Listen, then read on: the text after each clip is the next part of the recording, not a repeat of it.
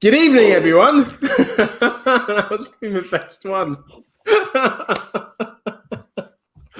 Welcome to Red Line Live. This is just where we just talk about, usually we just talk about and rant about geek stuff. So we've been talking about the One Division for the past several episodes, just numerous films and this, that, and the other.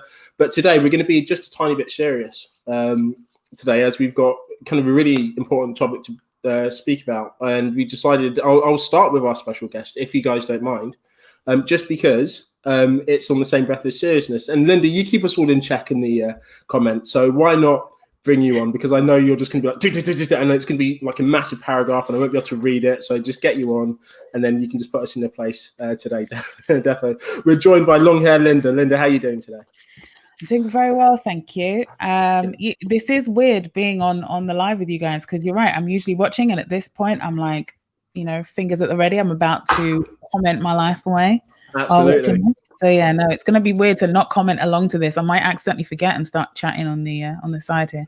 That's great. And Linda, obviously you do the Pod of Mercy, or we did the Pod of Mercy. Are you still going to be doing that or not? Look, I'm trying to. You know where this is going. You know where this is going. And I know where this is going. I know that Alan and Mike haven't been on Pod of Mercy. Why is that? Okay, look, right.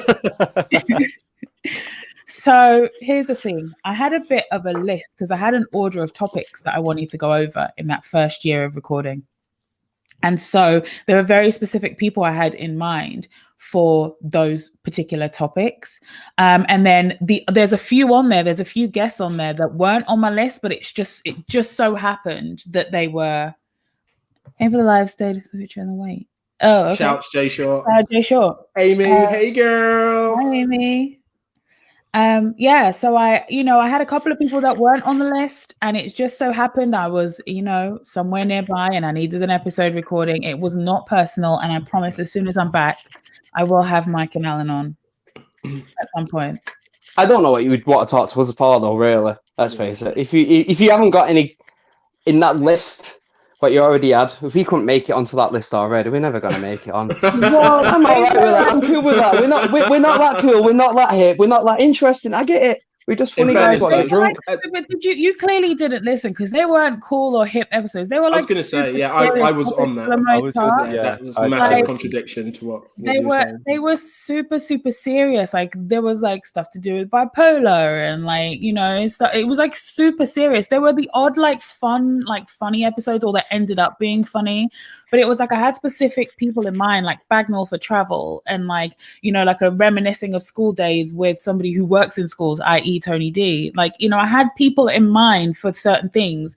But yeah, no, moving forward, I've still got to think of new topics. I don't have a list at the moment, so I will figure something out. I think it's something that's going to be suitable for you. This is exactly why you do the production on Tane, though, isn't it? Because you seriously, genuinely sit down and think about stuff and have a plan. You don't just fucking wing it like we do every week. It is thorough and thought through and organized. Yeah. I try to. I really do admire the fact that you guys just get on here, and because it still makes great content. But for me, it's like I get a bit of anxiety, so I'd rather plan it out if I can, and then do it. Oh, we all get anxiety as well, but that's why we're all drinking fairly heavily all the way through it.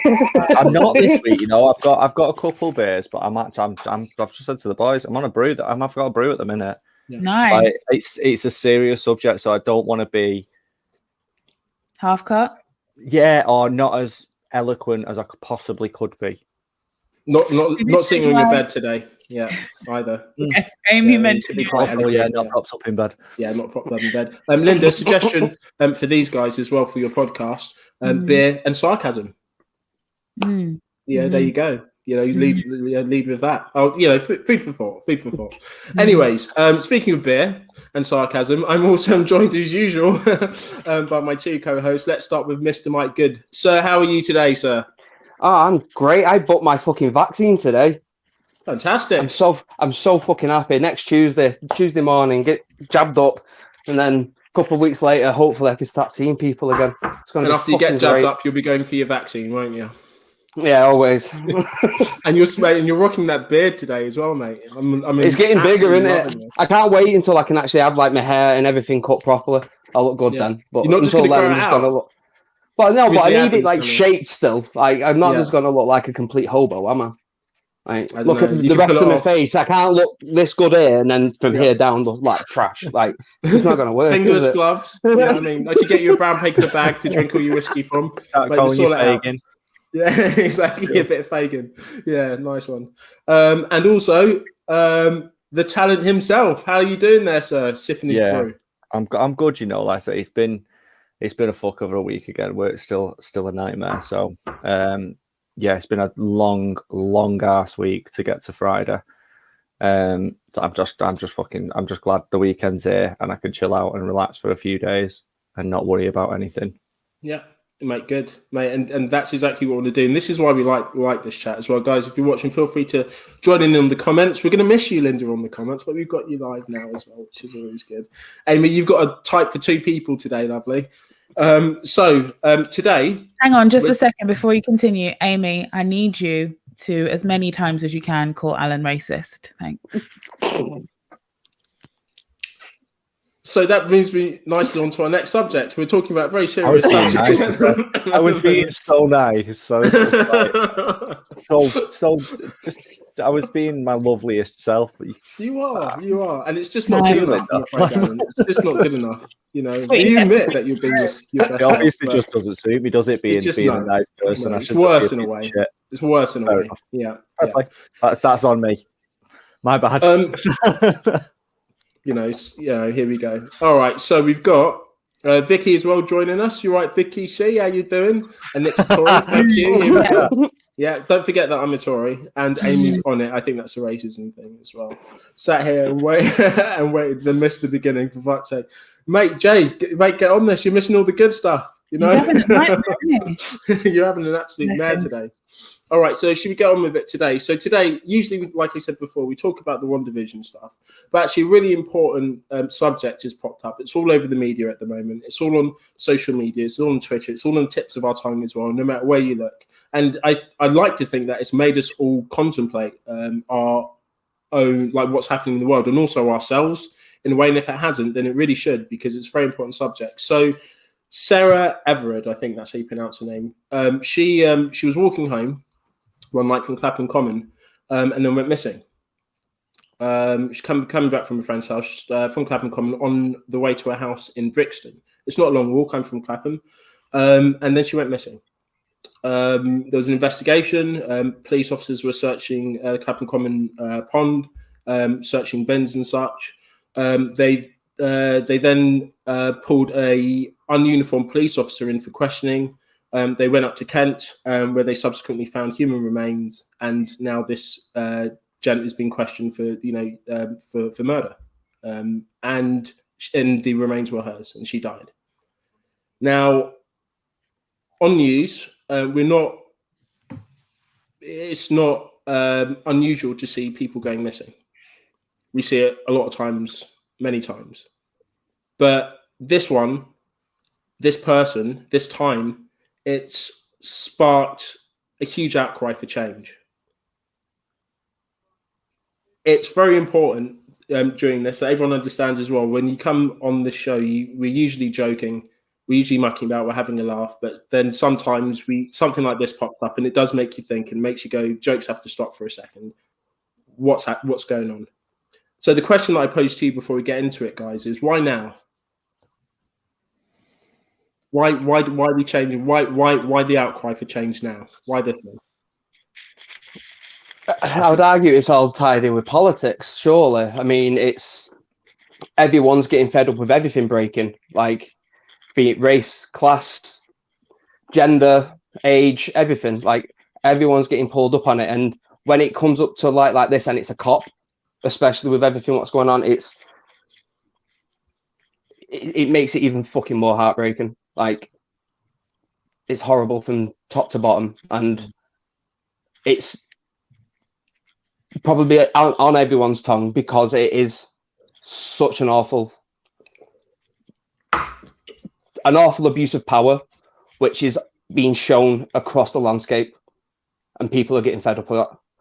Yeah, That's what I thought. I was going to go down the same route. So I think it's like it's a snowball effect. The stuff that we've seen, obviously, in America with George Floyd, and then with the storming of the Capitol building and the way the police reacted to that, and then countless other things in between, and now this. And it sits so difficultly that the people that you are taught to trust and respect and turn to whenever there's an issue or whenever you feel threatened are the people that are letting us down time and time and time again.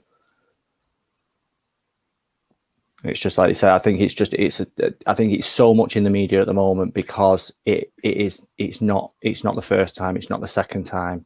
It's happened countless times before, and there's got to be some sort of change. Something's got to give to stop it from happening again.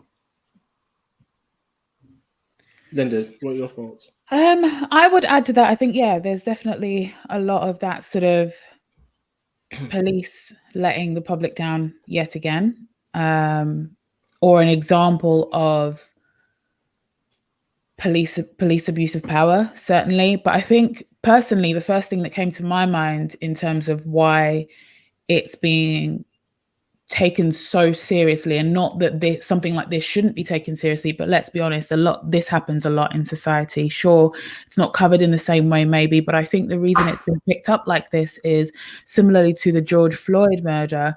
It happened while we all have very few distractions. We're all at home.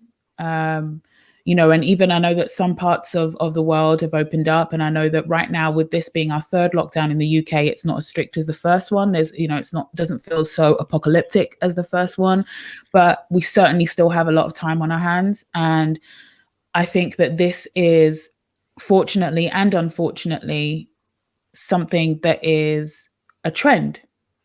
And it sucks because it feels like the only way we as a society can take something seriously for just a fleeting moment is if it's trending, if it's viral.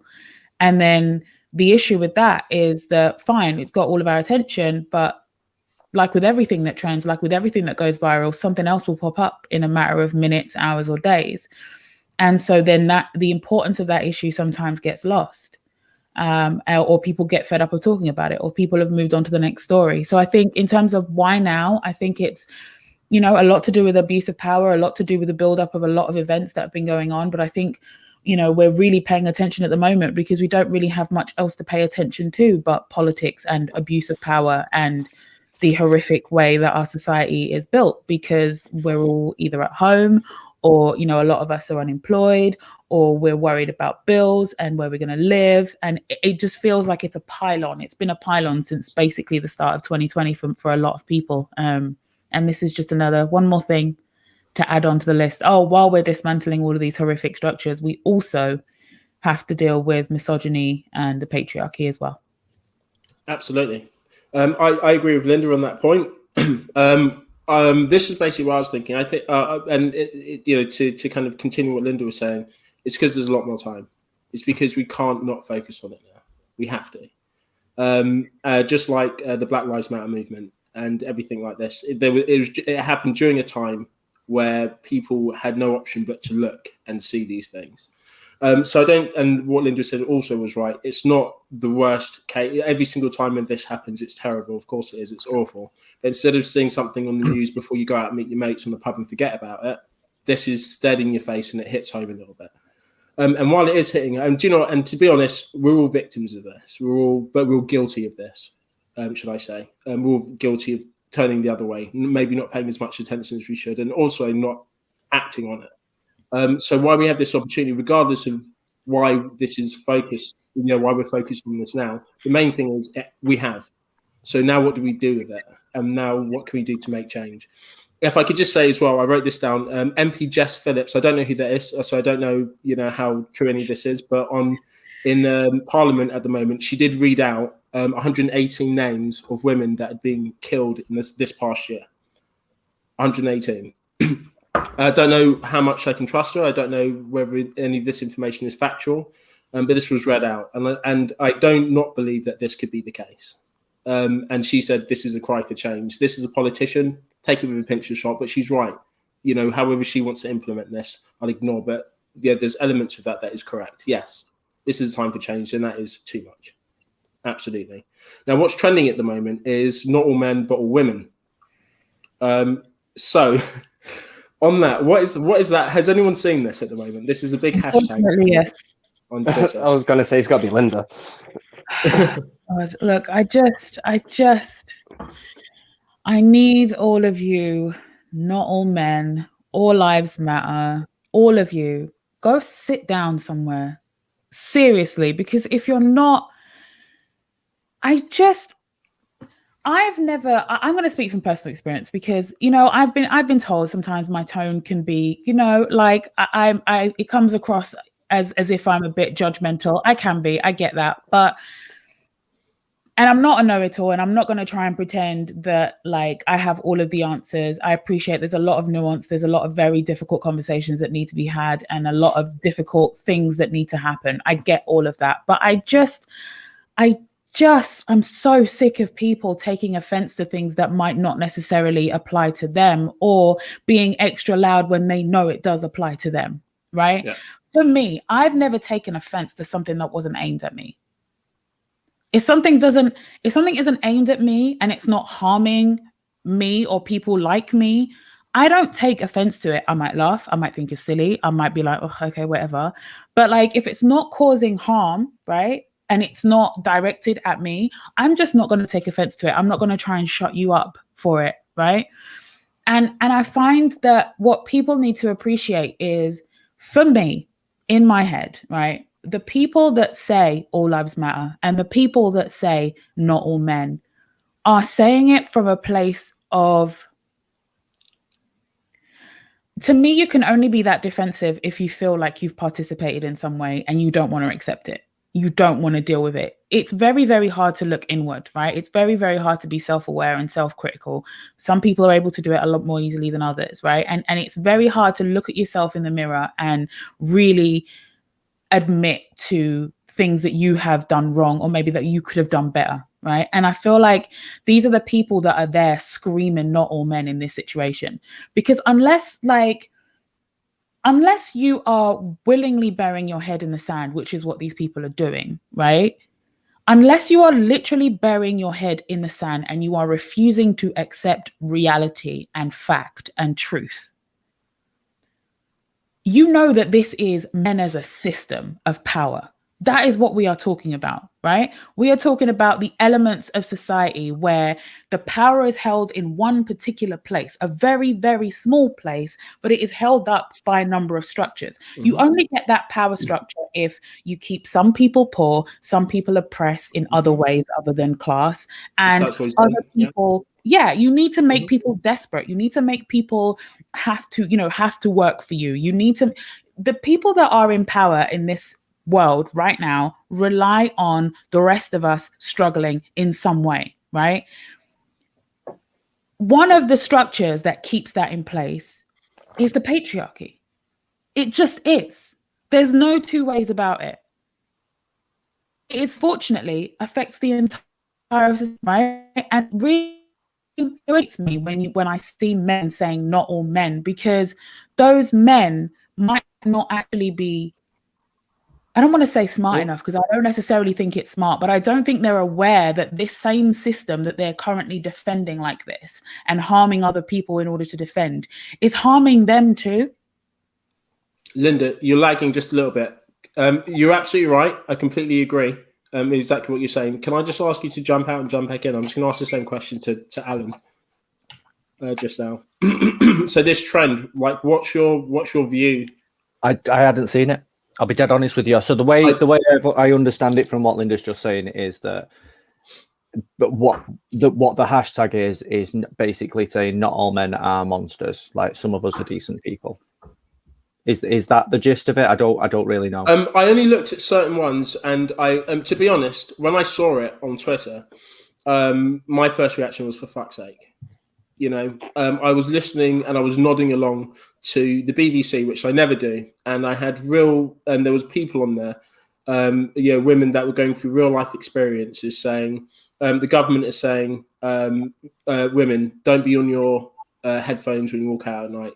Women, don't be on your mobiles when you walk out at night. Women, make sure you're dressing appropriately. Women. And one of the ladies that was, and you have to forgive me, I don't know her name, but one of the ladies that spoke was just like, what the hell about men?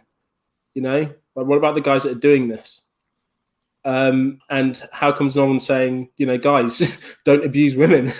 You know what I mean? Guys, you know, stay clear. Guys, no means no. You know, this stuff. It's all about how women can change. And as she was saying this, I just found myself like subconsciously nodding. I never usually do that. You know, never, ever. You know, only maybe when my mum's telling me off. But that's it. And I was just like, it's true, man. Like, why should women have to change so much because these dickheads can't control themselves? It's ridiculous. So when I saw this hashtag, I found myself literally going for fuck's sake. You know, what's the point? What's the point of fighting back on this? This is something that's happened. A life, you know, so many lives have been taken, 118 people. Yeah, but this is one life in particular that's been taken, and we're literally still in the storm of that. You know, how can you defend it? And I think also, sorry, it's important. Is my connection better? Yeah. Good. I think it's also very important to not forget the people that actually survive it as well. Because, and that's not to take away from Sarah's passing or the other women that have passed at all, just to be clear. But I think what we need to do when we're having these discussions is not pretend that, you know, it's only about the women who unfortunately pass away. Certainly is in imperative that we get justice for these women, but I also would like to have justice for the people that are still here and have to live with that trauma as well. And I think that the continuous gaslighting is aimed at people who have survived it. One of the main things that's happened, if you look at replies on Twitter, which I don't know why I still do, apparently a sucker for punishment, but you know, even on the posting or the tweeting of, or the resharing of the Guardian article about 97% of young women saying that they have been sexually assaulted in London, and people underneath going, oh well, you know, some of them can't be though. How bad would you feel if you were the 3%? Oh mate, we should get it to 100%. You don't think it's jokes? You guys actually think it's jokes to be violated in that way, because you have not been brought up and you are not being shown in society that the way you matter, so do we. The way your space matters, so does ours. The way you wouldn't want somebody violating you is the same way we wouldn't want to be violated. And yet it continuously happens. When I saw 97%, I said, holy shit, that's lower than I thought it was. Fucking hell. Because every single woman I have spoken to ever about any kind of sexual assault or harassment, every single woman I know that I have spoken to about it has had that experience multiple times in various situations throughout their lives. So how do you fix that, right? Because I know that's kind of one of the things you were saying, Nick, is how do you even start to address that? Well, I think that, again, it's not an easy thing. There's a lot that needs to be done. But I think if we can control, and hopefully this leads on to what you want to be discussing later on, Nick, if we can control what is being taught at a young age to kids, irrespective of gender, if we can control the content that's being consumed by society and the narrative that's being pushed out there, I think we have a fighting chance of doing something, because we keep taking baby steps and then something like this happens and someone's been murdered by a police officer and buried in some woods. Like, it's just like, you can't keep taking baby steps at this point. It's 2021. We have to take full grown adult steps to fix this, because we can't carry on like this. It's not helping anyone. And as soon as we acknowledge the issues that are facing women, as soon as we actually can lift women up in our society, you'll find the whole of society gets lifted up, because a lot of the issues plaguing men are caused by men. So just on that same breath, Linda, if I may, because I found myself watching that today, and I'm sure I'm one of the many potentially ignorant people out there, but I did find myself saying, and even find myself thinking about me saying this, going like the people that I hang around with, the people that I converse with, the people that I socialize with, this isn't, they say men could be doing more, and I found myself going, what the hell could I do? Like, to stop this? What there's no one that I know that would go out and violate a woman. There's no one that is in my active group so not that I know, that I'm friends with, that hang around in my personal group that would go out and do something like that. So what is it that we could do now? I think you have to stop looking at it as the most horrific versions of sexual abuse or assault or harassment, right? So maybe you don't know people personally that would go out and murder a woman or rape a woman or do any of these things, right? But you've probably had mates at some point in the past that have made a joke about doing something with a woman that doesn't sit quite right with you, right? That have maybe said something inappropriate, and in your mind you're like, oh, that guy's a wild one, like he is wild. That's what you said in your head, right? Or you might even say it to someone else, that guy is wild. That person that you don't feel comfortable having around your missus or your female friends, you all have that or have had that at some point in your life where you've thought, I'm nodding along again. Jesus Christ. Right? So I think that's what we have to do. We have to stop thinking about it in the huge side, right? Okay, we're not all hanging about with people that we think are ever capable of rape, but we have had conversations and nights out and, you know, socializations with people who have said things or maybe even done things that have been like, that ain't right. Right. And it's hard. It's not going to be easy. We've all been brought up to think, women included, we've all been brought up to think that a lot of this stuff is okay. You know, that like a guy who is basically stalking you must really love you. And like, you know, it's them showing that they're persistent and that they really want to be with you and that they're really going to take care of, like, we're taught the same bullshit that you guys are taught as kids too. So it's something that we're all going to have to actively want to unlearn. But I think that's the key. It's actively wanting to. If we're going to carry on burying our heads in the sands and distracting ourselves with whatever else is going on and pretending like it's not happening because no one in our immediate circle is out here raping people, then we're not going to get anywhere. It has to be the small, consistent changes. That's the only way you get anything done, in my opinion. Anyway, I think that's a very good point. Yeah, and you're absolutely right. I'm sure we all do know people like that. Do you think it as well is what potentially influences us, not necessarily to do the worst things, but to do the little things of how we perceive women, which is bringing kind of nearing on to my next point, what surrounds us. So media, television, pictures, Instagram, and films. Yeah, most importantly, how we see women in films. So could, for example, this is what kind of tied me onto this as well. Could films be an influence of this in any ways? How films depict women traditionally. So if you go into sci-fi, for example, if anyone goes, oh, you know, there's not enough, you know, strong female characters, I'm usually on the defensive with that because I will go, yeah, but Sarah Connor's a badass. Yeah, but Ellen Ripley, what are you talking about? You know, I'll name names, okay, and I'll fire these names. But if you think about it, genuinely, it's true. Let me put it to you like this, Nick. If you can name off a list of powerful women, there aren't enough of them. Could you name a list of powerful men in every movie that you've seen now? Arnie, Mel Gibson, Danny Glover, just loads Danny of people. Glover. I know, my face did exactly what your brain did. I was like, whoa. Hang on. That took me a second as well. I was like, yeah, wait. Danny Glover. Danny Glover. Did you mean Donald Glover? That's the one. Lethal Weapon. There we go. I don't know. Danny Glover was pretty sick in Lethal Weapon. I'm just saying, I'm a fan. No, he was too old for that shit. Danny Glover.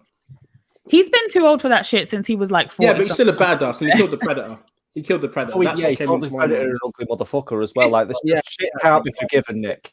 Yeah, mate, it's true. It's true. But no, you're absolutely right. And there is, but this is me being a film buff. This is me being a film geek. I will reel off names for you if you need them. Just like I'll reel off female names. But obviously, maybe the I male should have said the average person instead of you. Yeah. But obviously, the list is different and hugely different as well. That I could reel off.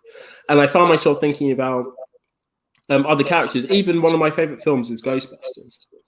And I was like, yeah, but, everyone was talking about Ghostbusters 3, heavy female cast. And it got shat on because the film was shit. But nevertheless, the film is shit, regardless of the cast. It was a shit film. It's just terrible. I'm a Ghostbusters lover, and I love it, and it was a parody of that. I'm not going to get into it, but when anyone says that, I go, well, no, we've got one of the strongest female leads, in my opinion, which is Sigourney Weaver, who is Ellen Ripley, who is the main character of one of my favorite sci-fi franchises, starring in that film. And when I thought about her role in that film, she gets turned into a dog and rescued, and then she gets a baby stolen and rescued in it as well. So I know her as being a strong female lead in that film. She doesn't actually play it, and again, this is something that I thought about today, and this is what linked me. This is, and like you said, it's only when things like this happen that you really analyze stuff. You really kind of get to the bones of things. And I sort of think about the rest of my films, the films that I love, the rest of my favorite films that have, strong female leads in it. And I think about what type of characters they play. And it's usually need of rescue. It's usually, okay, there's an element of badassness to them, but generally the guys have to come in and save them. Heroines, their need of rescue, desperate, damsel in distress, uncanny, if we're watching a drama, they'd be the mother that's going through a psychotic episode. When I'm thinking about all these films that are jumping into my head, a character that's different has to be crazy in some way so they can't be the norm. And what is the norm? It's going to be someone that needs to be rescued. To be honest, it is terrible. The film isn't great for this. The film is not great for this. I feel like movies, if you really think about it, guys, movies, this isn't my rant. I've got a rant later. But if you really think about it, think about some of your think about top 10 films, and you think about the lead female's role in that film. Just think about it. How positive is it for as a female, and how positively can that influence other females? And what does that, and how is that, how do we as males view that? Could this not be what's influencing a lot of these, negative or, these kind of stereotypes, I suppose? You're right. There definitely aren't many. I think we've started to see a change over recent years, especially with kids' films, with stuff like Frozen and Moana and the new Raya, Disney, which are female-led with strong young female characters. Like in Frozen, the main female lead is saved by the other female lead. It's not. Is she? Oh, she's saved by Gustav, the guy in the reindeer. He comes and rescues her. No, she's saved by Anna. That's it's simple as there's no two ways about that. She's saved by her sister. That's true. That is actually true. There's a Frozen, she gives her life throughout that film, and the second film follows a similar trend. But the second film, definitely, I'd agree with you on that. But they're few and far between. It's a great jumping off point to teach the next generation about what you should be. You don't need to rely on a man. You don't need to rely on anybody else. You can get over anything by yourself. You can jump over hurdles. You can be strong without a man supporting you or a man doing things for you. It's a great jumping off point, but it's going to take a fucking long time for us to get to a point where that's the majority of cinema instead of the other way around. Like you say, even in stuff like you've just mentioned, Alien, Halloween. Yeah, Laurie is a strong character, but she spends the fucking movie running away and screaming and hiding in cupboards. She ends up growing into a strong character, but initially she is portrayed as a frightened little girl. I would argue it's also because the top end, the behind the camera stuff in Hollywood is now being taken over by women. There's more women in Hollywood, so we're getting more realistic women roles. It seems common sense. Who could write a woman better, a man or a woman? It's not that fucking hard. It really isn't. If I was to write a film, I could write a sick film about a guy what's fairly funny but can drink like a fucking champion. I'm gold for that. I could write that. I could write that, but I couldn't write even my wife's story. Yeah. That in comparison, never mind someone who I've never met before, or it's just the stupidest fucking thing in the world. Only having one writer on a film who's going to try and portray every voice seems a little bit shallow in the modern day. It's not just a boys' club where boys pay boys, and why not have a lived experience on the in that room while you're writing it, instead of someone going, oh, but I saw this in this one film this one time, I can just tweak it about a little bit, because that's what basically every male writer's doing. That's what Hollywood is, isn't it? Yeah. Jesus. Essentially, just regurgitating the same old just shit. Regurgitating just little selling things. it to a different audience. Yeah. So just more women behind the camera. I think that's the most obvious and best way forward. Yeah. And that leads me on to, that was going to be my answer, Mike. We always talk about, particularly when we're having discussions to do with race, we talk about representation matters. And it's not just what you're seeing on screen that plays a part in that. It's who's behind it, who's producing, who's writing, who's directing, who owns the studio, who's greenlighting projects, right? Who's doing all of this, who's behind it, and who's behind the machine of Hollywood. If it's going to be the same guys constantly, then what you get is the same story or the same narrative constantly, right? And I think that it's so important that, in addition to getting rid of the power structures that already exist in Hollywood, I think it's so important, if we're ever going to see stories as we're starting to see now, in fairness, if we're ever going to see stories that represent real life, is to have people from all parts of society being a part of this process of what we see. And I think, like you say, if you're going to write a story about a woman, ideally you'd like a woman to write it. A man could write the story, right? A non-binary person could write the story. Anybody could write the story.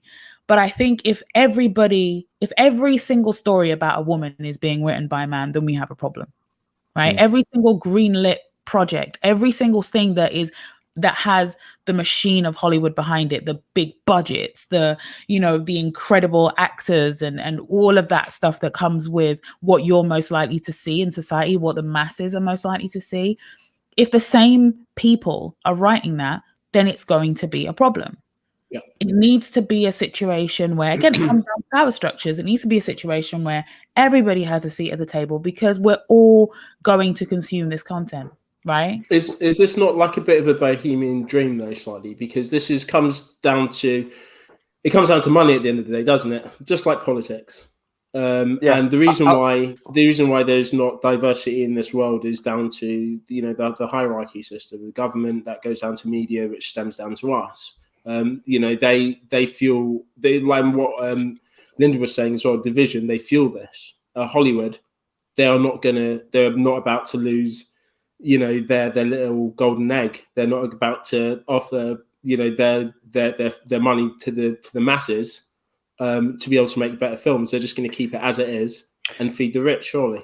Well, I don't know about that, because as technology and availability of technology comes down and comes more available, you don't need that much power structure behind you to make your own film. If you've got a bunch of really determined mates, you can make a film for 10 grand. So do you think indie films will reprise Hollywood? Deep down, I hope so. But I think there is a market for like an indie version of Netflix. I think there are a lot more watched as well than there used to be. Like nobody really used to watch indie films. People seem to appreciate smaller told stories on a lower budget now than they ever did before. Because they're more realistic. Of Hollywood and all the big explosions. They don't need a Tom Cruise movie every week. Right. They'd rather have an intelligently told story. Like when just going back to what we were saying before as well, from when you said obviously you can name like loads of powerful sort of female leads and stuff and loads of male female leads. Do the same with directors. Because I love films. And I absolutely love films. I can think of two. I wouldn't even attempt it. Your point's made. If Linda would have said directors, I would have said fair enough. So it is exactly what Linda was saying before. Yeah. Like there's just you can't do it. You can name male directors off the top of your head. You go on for hours talking about them and the films that they've made. Yeah. I've just thought of two, and it's took me 10 minutes of other people talking while I was racking my brain to remember Ava DuVernay's name. Catherine Bigelow popped into my head straight away just because I love Hurt Locker. But I was thinking who was the director of Wrinkle in Time, and I couldn't fucking remember. And that's a problem. Yeah. That is a big problem, even for someone who's as into films as me, who loves cinema as much, to not know those names straight away immediately. Yeah, indeed. So, I mean, all very fair points, and basically all points to the same direction, which is change. Ultimately, it's education, you know. And I think one of the key things as well is showing that you know that there is potential to be able to you know, this isn't a dream. You know, we're all actually in this world now. And this can be done with so much talented people out there, with different races, sexes, cultures, religions, that are talented and that have a story to tell, and they just need the backing behind them. It's jealousy. It comes down to money and protection, and this is what they want to feed their friends in Hollywood and bring out generic films. People have already shown Hollywood that we don't want to see the same trash. We've seen it all before. We're not interested anymore. We want to see well-written films. We want to see films about strong female characters. We want to see films about strong Black characters. We want to see films about strong Asian characters. We want the story of an Iraqi woman making it through war and telling that story in an indie way, shot beautifully. We want to hear this. We want to see this stuff, because this is giving us a slice of life that we're not used to. Yes, like Mike said, we can see Tom Cruise jump out of another helicopter on fire onto a building and do some kind of crazy backflip off a skyscraper whilst landing in front of this perfect female cast who literally swoons at him. You know, fuck it. We don't want to see that shit anymore. We've had enough. We want to see real stuff that we can actually relate to. Look, and I don't want to you know, yuck anyone's yum. You know, guilty pleasures of that for a Sorry, reason. say that again. I don't want to yuck anyone's yum. You don't want to what? Yuck That has got to be a anyone's southern thing. I think Mate, it's don't more you, American. mate, don't you fucking put that shit on us. That has nothing to I do think with it me. might be more American.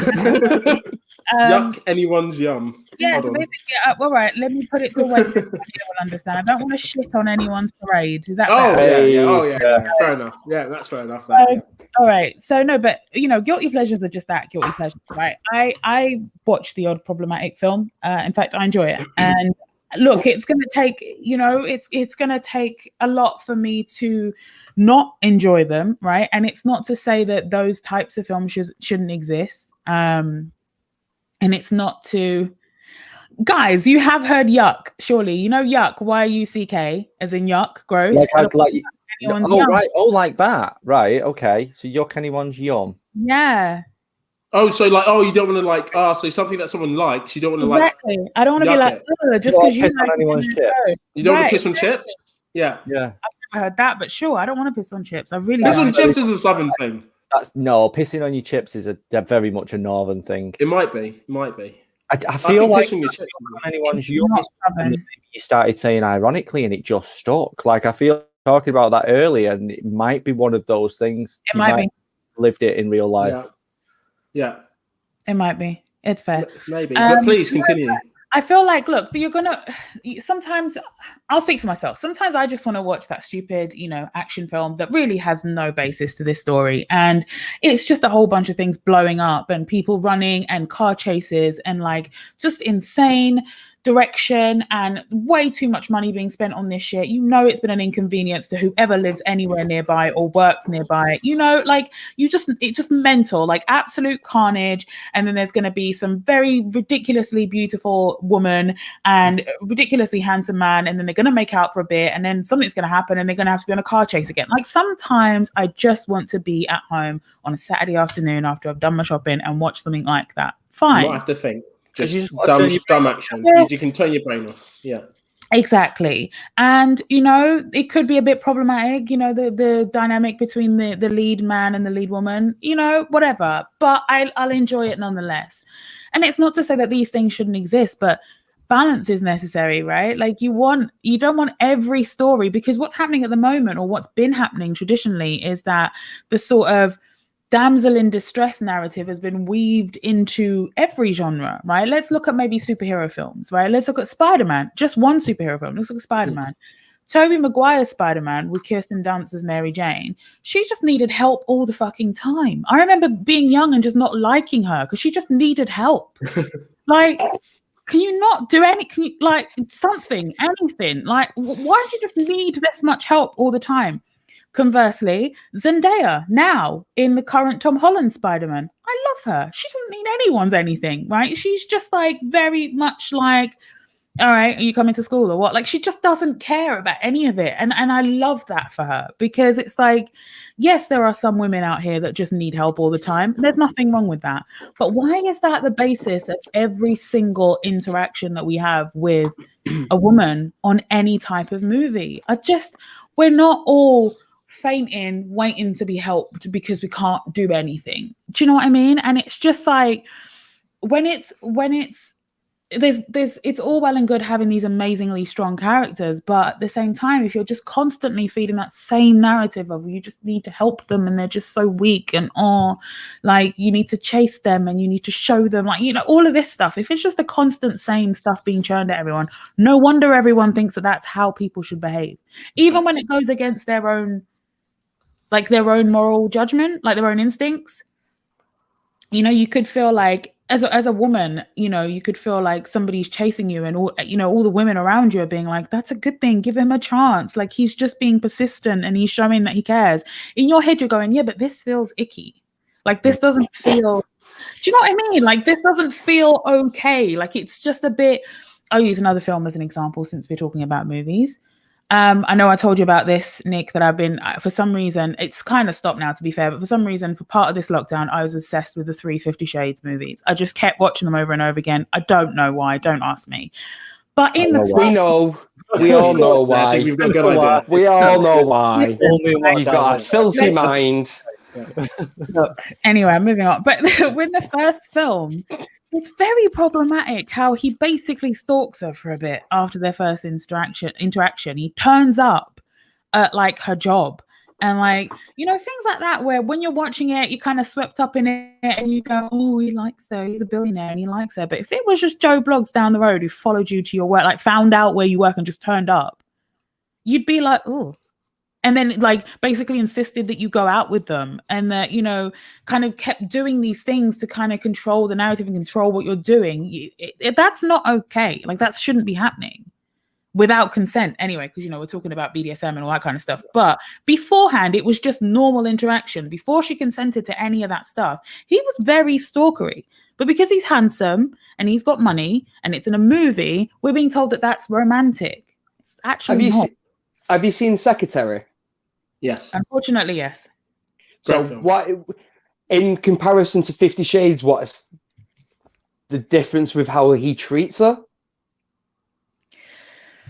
Because it's both bosses. Like, I haven't seen the 50 Shades stuff, but I can imagine he's not her boss. So basically, he's this young, like, he's one of the young billionaires of the area. It's filmed or set in Seattle, and he's like he's like 27 and he's a billionaire, right? And so it's like a big deal. And the main character, Anastasia, her roommate is a journalism major at the university that they both go to, and she was supposed to be writing a story on him because he's going to later give the commencement speech at their graduation. So it's for the school paper, but she's ill. She really goes above and beyond. She's ill and she can't make it to go and interview him. So she asks her roommate, Anastasia Steele, the English major, to go and write the article for her. Gives her the list of questions and says, can you go to the office and ask him these questions, write it down or whatever, and then I'll write the article, but I'm too ill to go. I've got the flu or whatever it is.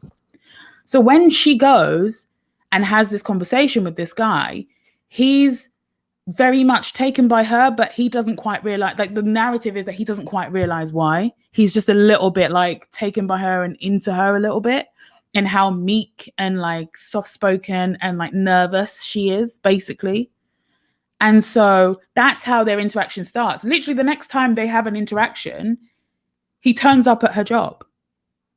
We find out later in the sequence of movies that he has people and he basically has a file on her. We find that out in the third film. And how fucking creepy that this is a man that's into BDSM and control and bondage and is weirdly attracted to the very meek, very shy, very nervous young girl who shows up at his office, who's in college, and he's a full-grown man, billionaire, head of a company. So when you take the details of that out of the movie, you're like, this is super problematic. But it was written that way. Right? And so it's a problematic story. Yes, by a woman. The books were written by a woman. So yes, it's a very problematic story, and that just goes to show that it's everybody. It's not it's permeated within everyone in society, right? That it's something that we're just told that that's fine, that's romantic. It's not. It's weird. I still enjoy the film, but you enjoy it. But that's the thing. But you enjoy the film. I do, and I need to have a word with myself about it. So it works. So it's problematic. It's pointing to all the wrong elements of how we should view women and men, I suppose. But this is something that you found yourself recurringly watching. But I think that has more to do with like my anxiety, and when I get anxious, particularly in this lockdown when we've not had much to do, I'll rewatch a lot of the same things. Like the first lockdown was about Friends. I know every single line in Friends. Friends is problematic as fuck. Watching it back. Oh they're all dicks. They're all massive dicks. Oh, bad. Massively homophobic. There's a lot of transphobia in there as well, which took me by surprise. It's super, super problematic. But whatever, dude, you kissed a guy. It is that though, but I fucking love it. I love it. I'm obsessed with it. But I also don't think that things should be erased. If it's already been made, I don't see an issue with it being shown. As long as those conversations are happening, then it is what it is. To me, if we were being honest as society and having those conversations rather than trying to erase it and forget about it and put bury your head in the sand and it's not happening, then to me, they would be on the same level as like the Fast and Furious movies. We all know that we shouldn't steal, right? We shouldn't carry out these robberies. We shouldn't be chasing massive trucks and going up and stealing their loot or whatever the fuck happens in these films. Right? We shouldn't be doing. No. Look, we know. Get it though. You know what I mean? No one watches that film. If that's not the description of every Fast and Furious film, I don't know what it really is though. But I have watched every single one. So, I feel like if we were having those same conversations in the same way as it's wrong to steal, it's wrong to, murder people, then I don't, like if we would address it in the same way, we don't have to get rid of the problematic content. You have to get rid of every gangster film. Exactly, which is just not going to happen. No. It's okay. Loosely on the same subject, I did mention to Nick and Alan in a WhatsApp of yesterday or today, should rape scenes be abolished from film? Not taking them out. I mean, going forward, should they not be allowed on film? I think it depends. I think it depends on what film. So, if you guys seen the film Irreversible? No. Love it. Okay. Great film. It's a great film, but it's got arguably one of the most shocking rape scenes on television. Yeah. And the film itself is beautifully shot. So how it's got also one of the most brutally violent scenes that's ever been shown on television as well. The film is amazingly shot. The story is amazing as well. And it's all shot in reverse, basically. It's shot from the end back to the beginning again, and it still tells the story. But at the same time, there's a moment I'd say right in the middle of the film where there's a really shocking rape scene that almost comes out of nowhere. This, for me, is when I think of Irreversible, there's so much that happens in that film. Yeah, but we're not talking about taking it out of old films. I'm on about new films going forward. But okay, that's fine. But this almost stems from what Linda said as well. Linda said that films are problematic. They need to be addressed. They shouldn't be erased. If the film's made, it's made and it's done. But it, again, needs to be addressed. If someone makes a film and says, well, I've made this film, fine, address it. Surely that's just going to be a big circle. It's going to continuously happen. It's not going to stop it. It's just going to say, well, I've made the film, address it. We address it, but we watch it.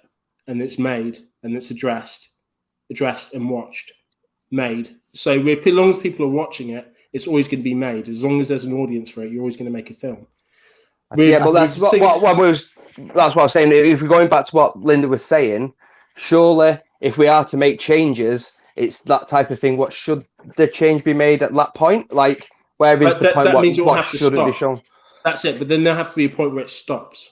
It's only going to stop in cinema when people stop watching it.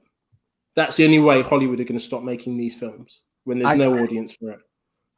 I feel like it can be stopped. Yeah, you can't erase the past, and it's there to be learnt from and understood. Personally, I would say there is absolutely no need for it in any film, with an exception to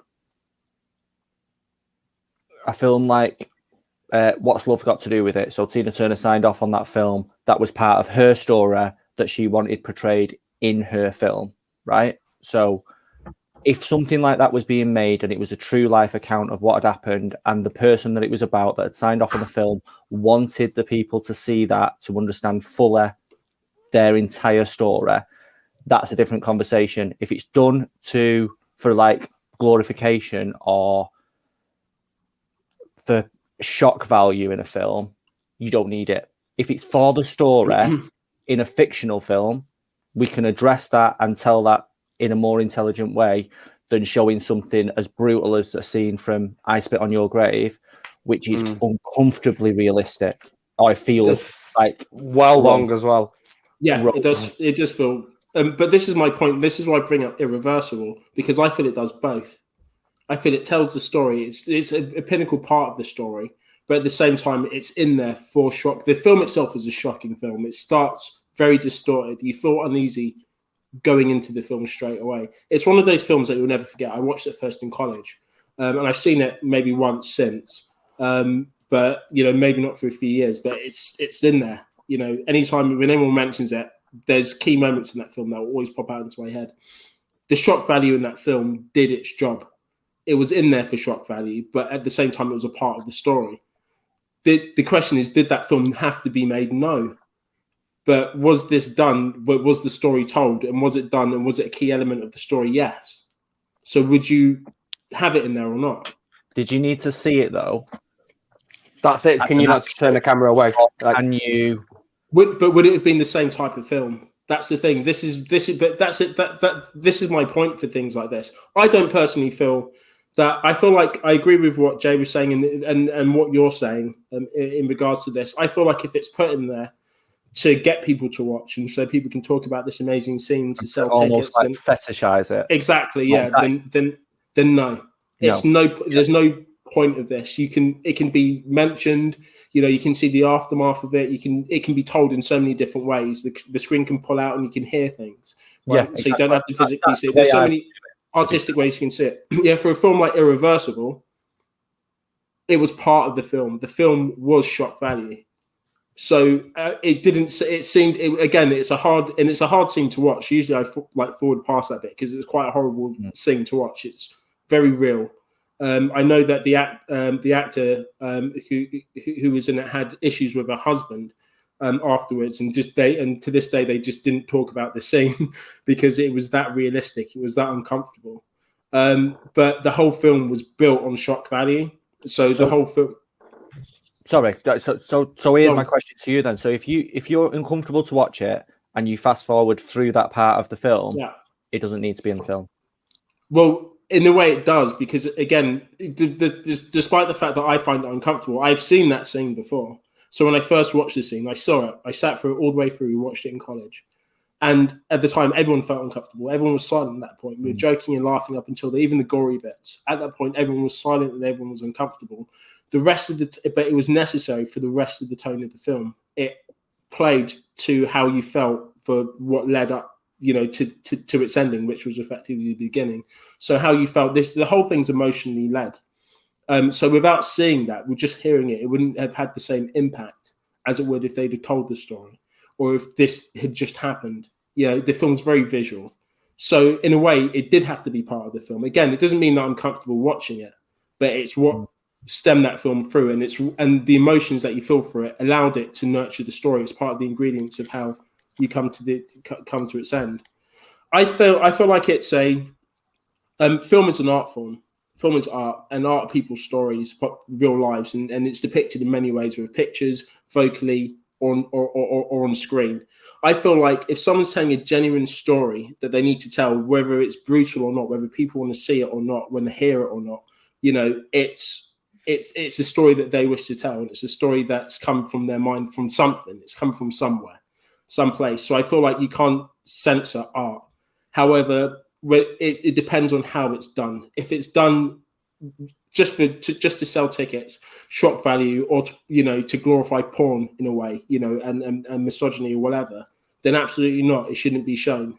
But I feel like, I don't know, man. I don't want to be the guy to say don't ban rape scenes. I just feel like, because it's just like when you put it down like that, like when you put it on that, then it sounds horrible.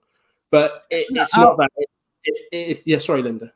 No, I was just gonna agree with you and just kind of say I'll hopefully make it a little bit easier if so that you're not the guy that's saying don't ban rape scenes, because I feel like, look, every argument that is made against that, right? The questions that were being brought up of, could the camera not just be pulled away? Did it have to be that long? Did it have to be that graphic?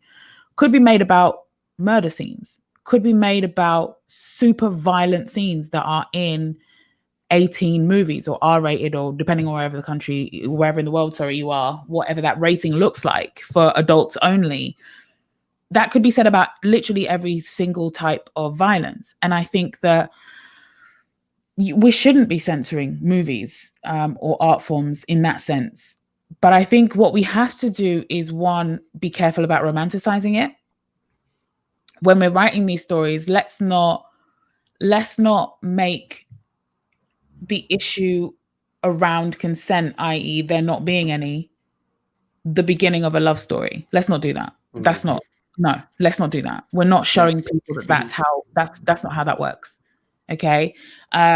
We just have to be careful about the smaller things. It goes back to what I was saying before about what we can be doing in society. It's not necessarily the big shock thingies. It's the little bits, the little tiny bits that lead up to that, right? There are horribly violent depictions of killings in movies. And in films that aren't rated R or 18, it's nothing like that. And if somebody gets killed, it's usually not, they won't appear in like a PG. It definitely wouldn't appear in a U. It's not going to appear in a 12A in a graphic sense. Yeah. So why is it in PGs and in U's we have damsels in distress? Why is it we have the Little Mermaid giving up her voice for a prince? Why is it that we have these depictions of women being less than for content that is for everybody and for children, but we wouldn't dare show them something as violent as murder? What we have to do is equate violence against women as the same. It's violence. And however that looks and however that shapes, we need to put it, if we're talking about art, if we're talking about movies, we need to put it in the appropriate section. We shouldn't be having these kind of conversations in a movie for kids. But that's it. Do you know what I mean? But this is the debate. It becomes then what's appropriate. You're right. It shouldn't be in movies for kids. You're absolutely right. But then becomes to what's appropriate. I feel like the question's a big one. I feel like obviously, it comes on to what should be done, what should be said, and what Linda said, should there be murder in films, and in which case should we see it? So therefore, when you're seeing films like Saw or Halloween or something like that, should we see a knife go into someone and gore porn? I've got millions of horror fans, 10,000 of them follow us that would disagree. They say, no, of course you need to see it. Exactly. We need to see the blood, we need to see the gore, we need to see guts coming out. Why? Because people are getting murdered every day, in horrible and brutal ways, and obviously it affects people in different ways. And what you don't want to do is censor it and pretend like it's not happening. It is. I think Vicky said earlier that it happens in real life. These horrific things happen in real life. So when people are telling stories, they might not be doing it in the same way as Tina Turner signing off on a story about themselves, but a lot of writers write from personal experience or experience of their loved ones. And this is somebody's story oftentimes, or at least elements of it. So censoring it completely doesn't really make sense. No, but it's I think not going to be something that we solve. Sorry, I keep cutting you. No, you're right. And I think you touched on it before. As long as it's done in the correct way, this is another thing. And I always keep going back to Irreversible. It's, as far as I'm concerned, that scene was done correctly because it was not done. There's no one in the world that's going to look at that scene and go, oh yeah, that's fucking hot. It's made to shock you. It's made, but it's also made realistic. It's made, there's no consent in this at all. It looks like someone's filmed someone do this, and it's horrible. But this is the point of it, and this is why I think it's important as well, because this is how it's meant to be depicted. This is how it was meant to be shown. It was meant for you to feel disgusted by it. It was meant for you to be shocked by it. It was meant to be ridiculous. But the fact is, it was on there for so long. It's because you were meant to experience it from the start to the end, just like she would. So you're meant to go on this journey with her. It was meant to be this ultimate shock value. That's why I feel it was necessary in the film. Like you say, forward it now. But I did see it, but it needs to go through. If someone's telling a story, I'll say this: if someone's telling a story, and a scene's made, and it's a vital part that you experience everything that this character is going through, and this character goes through something like that, then I feel like it's important that if this is the journey, then this is what needs to be seen. But it cannot be glorified. It cannot. And unfortunately, some people don't have empathy intrinsically built in them, right? And sometimes it helps for them to see something like that to be like, holy shit, I didn't even think about how somebody could go through something like that. That was helpful for me to watch for that 3 minutes on screen. I can't imagine what it would have been like. And then all of a sudden they start to develop empathy for women when they talk about sexual abuse or harassment or whatever, right? To be honest, I can't think when someone ever says that, like rape to me, ever, it's the first thing that comes into my mind. And I automatically have this, like this image, and it's horrible, and this thought. So yeah, you're absolutely right. It does transcend that. But a film like that is a powerful film. You remember it. Mike, I don't know how many times you've seen that film. But I've seen it about 4 or 5 times. Yeah. But yeah, it sticks with you. Not just that scene, the scene with the fire extinguisher. Yeah. Like, it's just... It's a brutal... I would say a horror fan. I love horror. Like, I've loved all aspects of horror. The gory, the better. Like, not modern day gore porn, but that one, it was that visceral. Like, you heard the crunch and everything. Like, it's... And the camera didn't turn away. You just went from side to side, and you saw. But I could still feel it in my neck and my shoulders when I'm thinking about it. But this is horrible pud. This is it. But like, if Irreversible wasn't made, before, but they made it now, would it still? Would you say that scene didn't need to be in there, like gore or rape scene? Oh no, I'm not arguing for the abolishment of it. I saw it on Twitter and I thought it was a really good thread. What I read, and it was a lot of what we've talked about, but it was a lot. It was a lot of survivors, like rape survivors and victims, like saying it. It's not just triggering. It can really set people back, and like. A lot of the arguments to that was, well, you've got a rating system where would have had a warning before it saying this will depict sexual graphic nature, like whatever. But is that enough to hide up the fact that it's going to be an upcoming rape scene? Like, it's one thing to say there's going to be a bit of bloody violence and some sexual stuff, like, and then that I'm just putting it out like playing devil's advocate, like. I'm not going to dictate how an artist should make a film. Like, it's not my place. I will tell you what I think of that film at the end of it, but it's up to the director to put whatever they want in there. Like, but it was just something I saw on Twitter and I thought it was very fitting. I think it's a really good. I think it's a really good point because I think a really good point because every ounce of my body is saying no, it doesn't need to be in there. Why should anyone have to see this? Why should anyone have to experience this? Of course, it shouldn't be. They shouldn't exist. But at the same time, like you say, the artist, because if anyone doesn't know, I do a lot of videography and filming myself. So as an artist, if there was a film that I wanted to tell, there's no films that I would make that would ever contain a rape scene now. But later in life, I may have a friend, or I may have a loved one, or I may hear a story that influenced me to tell this story, where that scene may be a vital part of it. I feel like it needs to be absolutely.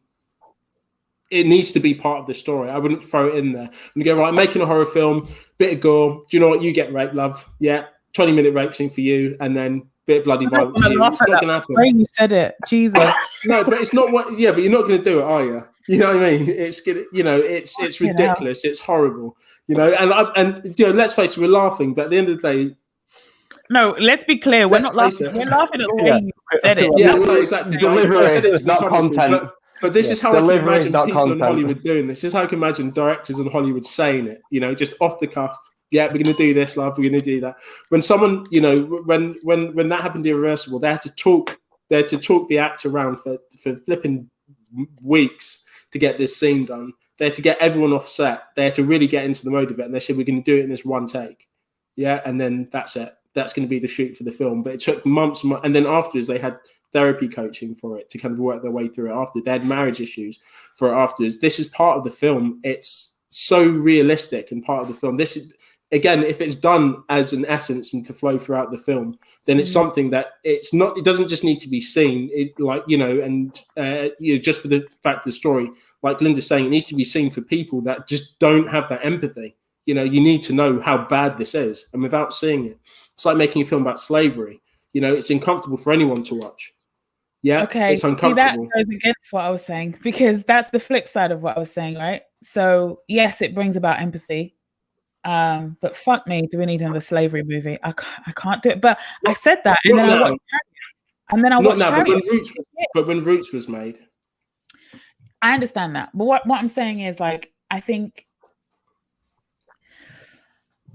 I just want to go back. 12 years a slave, but to the point that Mike made was the thread.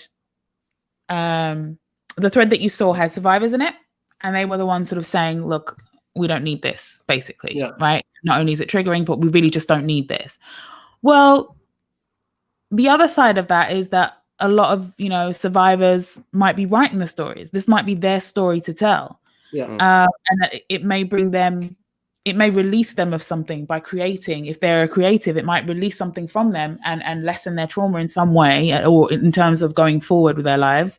And it can be cathartic for them to actually create a project that releases that story and tells their story out loud.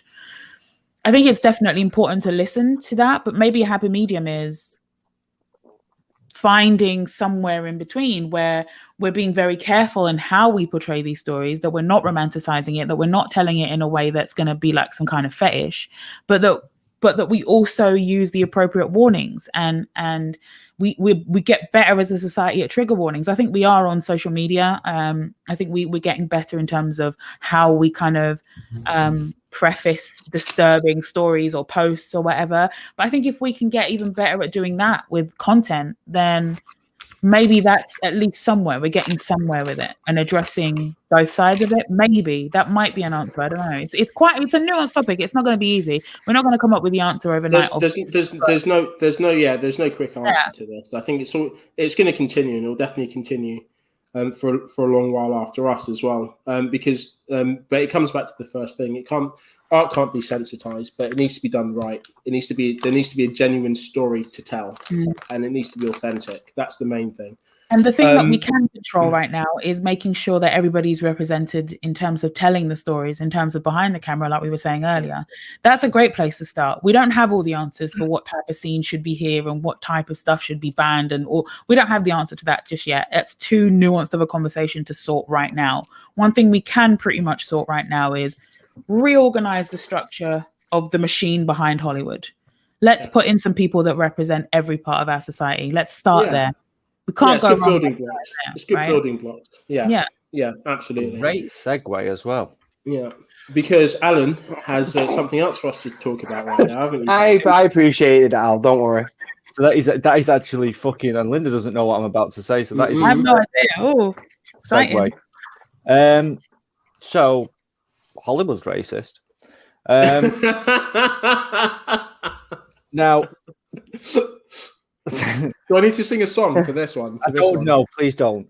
Hollywood is racist. I said Hollywood is racist. Let me explain why. Hollywood, right? So racist. Sorry. It's fine. That was beautiful. So I'll apologise now because this may turn into a bit of a rant, but no, at the same time, I actually don't give a fuck.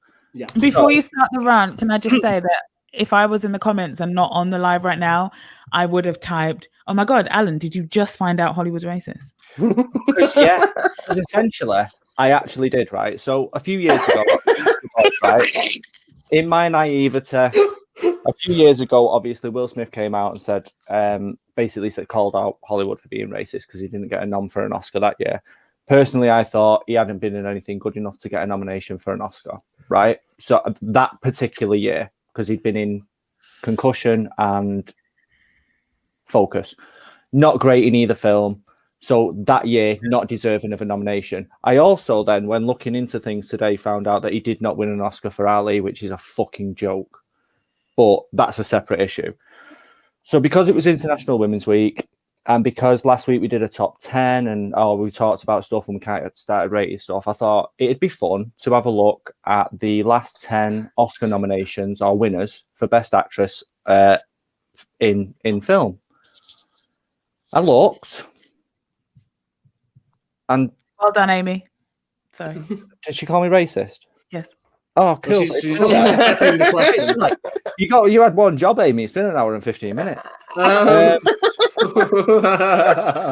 thought I'll have a look at the Oscar-winning actresses, best actress in Oscars for the last 10 years, and we could talk about level of talent and sort of who's got star pull, who interest you in going to see a film. If there's a plot that comes out or a film that comes out that you're not interested in, if you see an actress in it, who draws you to the film, right? Mm-hmm. Looked at the list. I'll go through the list. So, starting from 2020, working backwards: Renée Zellweger, Olivia Colman, Frances McDormand, Emma Stone, Brie Larson, Julianne Moore, Cate Blanchett, Jennifer Lawrence, Meryl Streep, obviously, and Natalie Portman. Guess what they all are? Boring. So, then when I looked at it again, I thought, well, that's just 10 years. When was the last time, when you consider the black actresses that are working today, when was the last time a black actress won a best female, like best actress? Mm-hmm. 2002. Halle Berry, I think it was for Monsters Ball, right? Monsters Ball, yeah. So I was like, I'll just have a quick look at the supporting actresses. Right, so best supporting actress for black females out of the last 10 years.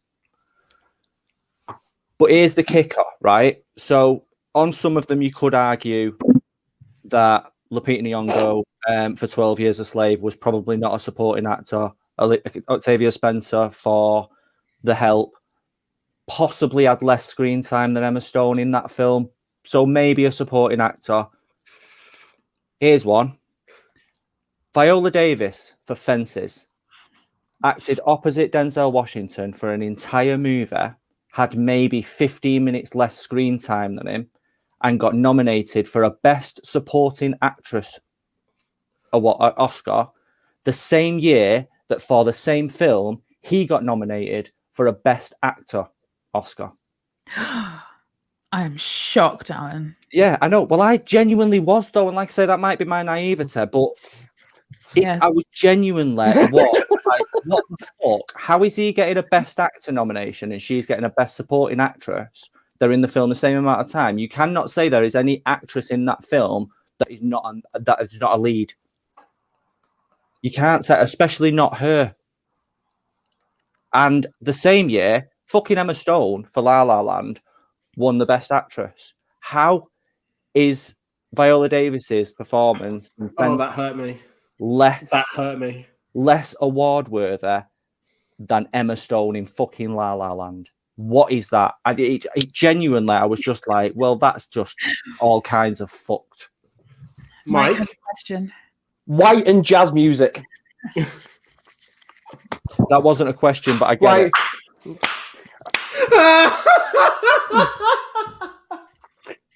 They even ruined jazz. Right? They ruined jazz. Listen, you don't understand, right? I went to that film, right, and Emma Stone walked into a black jazz bar and did something, and I was just Something was about right. What? I was just sat, and the thing is, and you know, no disrespect, I was with a white friend, and I just didn't know how in the car after the film to bring up when she was saying how much she enjoyed the film. I didn't have the words for the that was happening throughout the film. Like, and I like Ryan Gosling, I like Emma Stone, and their performances in it weren't bad, right? But you know, the little dancing bits were cute, were cool. But like, I was just so confused, and it was the jazz thing because I was like, "Are we all?" And I remember at one point I was looking around the cinema, like, "We're all just all right. We're all okay with this. This is the okay." This is the movie. It's the most Hollywood jazz I've ever seen in my life. There was not even one smack needle in the whole room. Well, that's not jazz. I don't know about that. But like, when I watched it, I thought it was the oddest choice. Like, I get it; they're both attractive people, but neither of them are what you count as musicians. So you can't say, "Oh, they've got the role because they are a great talent." For this, I just don't see the connection there. When I watched it, I was like, genuinely just I didn't get it. Like, it felt boring. Like, it's their chemistry. That's the only thing that sold those. You know, it's white jazz. That's what it is. It's white jazz. I mean, not based on their talent. It's star power because they're both kind of big pulls in terms of name, and then their chemistry as a couple on screen. And they're just leaning on Crazy Stupid Love because they're not as good in La La Land as they were in that film. I was just going to say, Alan, you know, sometimes, and this is, again, one of the things you guys touched on Hollywood is that repeating the thing that worked the first time, seeing that something worked and doing it again. Yeah. They were fantastic in Crazy Stupid Love. I love that film to this day. That's a fantastic film. Everyone that was in it played an amazing, it was just great. It was fantastically written, fantastically shot, and the acting was beautiful, right? And then they took the same leading characters and put them in La La Land. And I was just like, the fuck is this? Like, why are we doing it? Why is this I still haven't seen that film. I think I tried to start it once and then I just couldn't. I couldn't. I won't. Definitely not. No. One of the most pointless. Not even to impress a woman. I'll see. I'll try not to. It's a terrible, terrible piece of shit. I wouldn't want an Oscar beyond me. It just made the fact that Emma Stone won for La La Land is ridiculous. I thought it was just a stupid film that they made. She won over Viola Davis that year is the redemption for me for that atrocity, because let's be honest, anyone, no offense, Alan, but anyone that was awake during that time is like expected that to happen. Nobody was expecting Viola to, you know, it is what it is. But one thing that did give great redemption for me was them announcing La La Land, but actually it was Moonlight. I get that. And I love that film. Moonlight's a great film. It's such an incredible film. And to this day, there'll be times when that clip is shown on my timeline on Twitter. It will just be shown of all of the celebrities going, what? And all of the black celebrities, you could just see there was something that shifted in them that was just like, oh, I want to celebrate so much, but this joy. Just sheer unadulterated joy that could happen, because the way it happened was magnificent. It was almost as if it was fake, like it was a story being told, right? Because it's so, the whole night after Oscars So White, the whole night was just, let's celebrate all of these white actors and just forget all of the black actors that are just putting in incredible work, right? And let's forget about the black storytellers and the black directors and all of these people and the costume makers and everyone that should have been involved and wasn't recognized when they should have been. But this moment right here, it was kind of just so beautiful in the way that it dangled a little carrot in front of this La La Land that we were all supposed to love, and then just snatched it. Wow. Beautiful. That is an incredible amount of Leo energy, and I absolutely respect it. So, Al, Leo energy. What's your conclusion? So my conclusion is I need to pay attention more, because, like I said, like it is clearly just my supreme fucking naivety because I watch films and just appreciate people and actors regardless of skin color. But obviously not everyone is like me, and the vast majority of whoever votes or nominates for the Oscars are clearly incredibly fucked in the brain, because it just makes zero sense whatsoever. There are actresses that are nominated in years after and before, just going back to Viola Davis again, that I haven't heard of them or the film. How is she in that category alongside people that I have never heard of, when people walk around saying she's the Black Meryl Streep, but doesn't get paid the Black Meryl Streep money or get offered the Black Meryl Streep roles? Like, what the fuck is going on? Why should she have to make her own film with her friend Denzel Washington, who she starred on Broadway with, and starring it as the leading actress, and get nominated as a supporting cast member? It's absolutely fucking insane. I really could not wrap my head around it. And I was looking at it from like a dead positive way, like, let's celebrate women, and then just went, oh shit, Hollywood's fucked. Like, it just turned into the weirdest afternoon, where then I just kind of went down this rabbit hole of just awfulness. It was just not a great afternoon for me. Look, in your defense, Alan. Oh, sorry, Mike. I was going to say, with Hollywood, like this year, Tyler Perry's made the most money. His studio's made the most money out of any studio. So you would hope that would mean that there's going to be more people willing to take a punt in different areas of making films. I'm trying to say, just don't make a bunch of what white people want to watch. Like, it's been proven. Tyler Perry's proved that you can make whatever you want to make, as long as you put your whole heart into it. People will give you money. And because of that, I'm hoping that Hollywood will break down.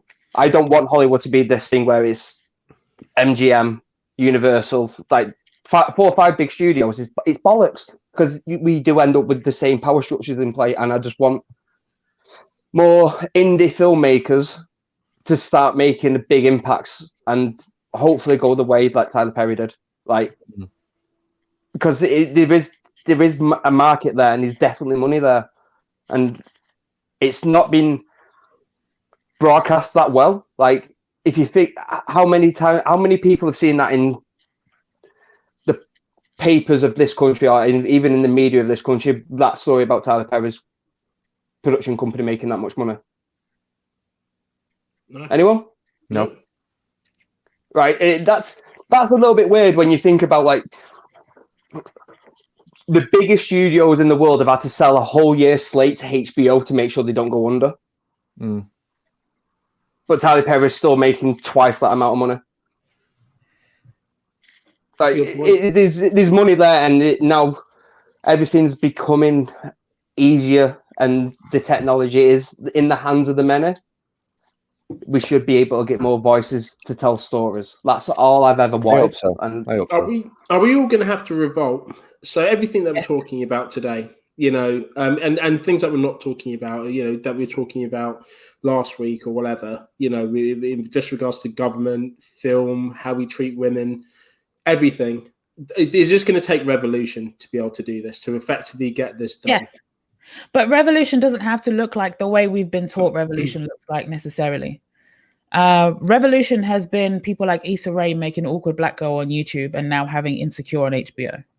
Revolution looks like, Shonda being out here and creating Shondaland, and then being like, actually, you know what? ABC's not treating me how they want to treat me. Let me just switch over here to Netflix real quick and create the biggest watch show ever in history. Bridgerton. Just casually did that like it was nothing, right? Revolution doesn't have to be we're all in the streets rioting. It can be. It depends on what we're talking about. But if we're talking about content and who gets to create the stories that we all get to watch and consume as a society, the internet has been a massive part of revolution. The ability to produce and create your own content for relatively low cost compared to years past, and be able to get it out to as many eyes as possible is amazing. It's revolutionary. Exactly. Revolution. Just think about what we're doing now. Picture live. That's what. Just think about what we're doing now. Like how much did this cost in the 80s when it was like Sky, whatever, about, putting it out. What about the early 2000s when we were all still paying 10p a text? You know, on potato camera phones. On potato phones that didn't even have camera. When we were playing Snake on the Nokia 3210, like think about the miss that Snake. Oh, I love that game. By the way, I have Snake on my iPhone. I feel no way about it. It's an app. I've got it. It's fantastic. But and you can actually, it looks like it's got the keypad of a Nokia, so you're playing it as if it's amazing. Sweet nostalgia. It's great.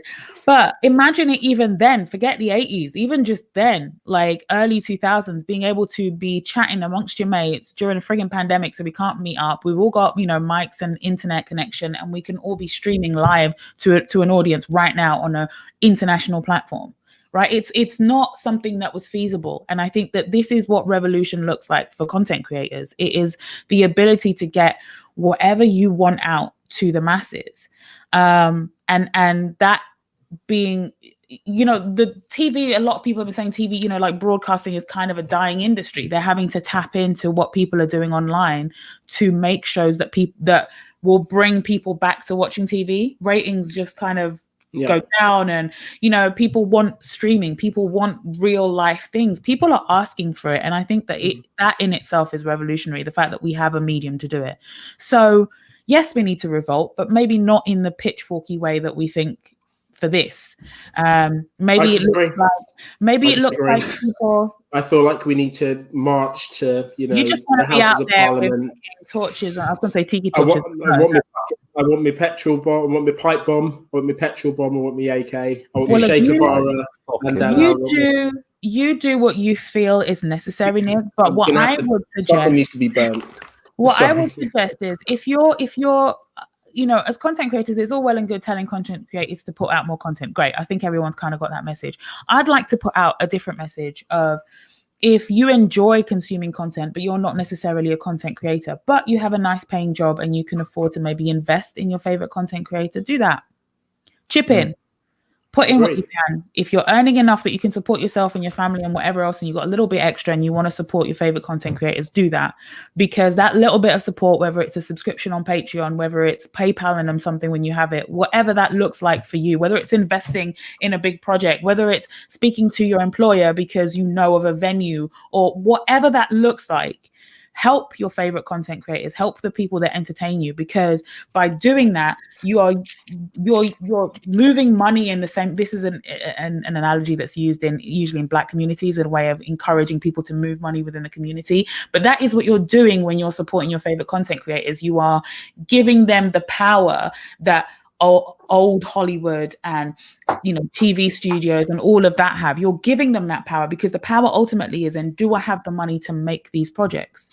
If you're not particularly creative but you enjoy it and you have some money, help out your favorite content creators, because that helps them produce more things. It gives them support. It gives them more time. Maybe they don't have to work a 9 to 5. They can focus on creating and producing and getting that content out. And you never know, they could be the next Issa Rae. They could be the next whoever that is a person that represents some random person in society who's super talented and can tell amazing stories that don't necessarily require rape or misogyny or whatever else, and can influence a whole generation of kids. And these people exist. We just have to find a way of pushing them to the forefront. And anyone, I don't care if you want to call it cancel culture, call it whatever you want, anyone that's not supportive of that, anyone that's out here with power that's not using it responsibly, I think it's our right to stop supporting them. In fact, it's our duty to stop supporting them. Cancel culture's bollocks anyway, let's face it. It's not real, guys. Do you know what? It's not real. It's not real. Linda's quite good at all this, isn't she? Yeah, she's. I bet she's none not of bad, you is it? Like I said. Yeah, I said on the get drunk. I said on the Talk About It network special, like if she wants to run for mayor, I'll work for her. Like I'll still say that. I'm doing too much PR to be mayor, Mike. There's too many things that are going to need to be cleaned up. I couldn't do politics. No, if it was you and then me and they had to clean up both like PR, would be fucked, right? They would, whatever we pay them, it wouldn't be enough. There's just not enough money. They just put up one live and we'll be like, oh, right, okay, I quit. All right, guys, let's skip away from this at the moment. Hang on, Mike, did you have a point? Sorry, before I interrupted you. Weren't you about to say something? I think you covered absolutely everything I was trying to say, but more eloquently anyway, to be honest. Right.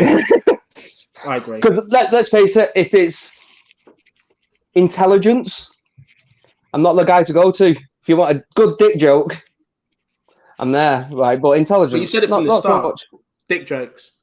Yeah. Just dick jokes. Like dick jokes and beer. Like that's my talent. I've got my talent.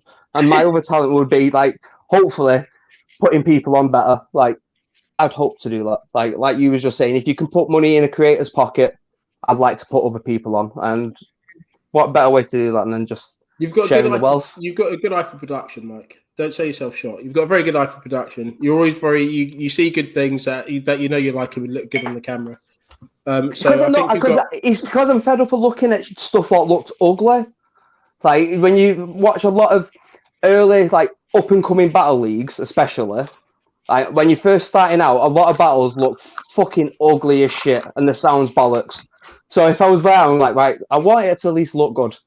Like, make sure you're pointing the camera in the right direction, Nick, and I'm all right. And I can trust you to do that. So well, yeah, most of the time.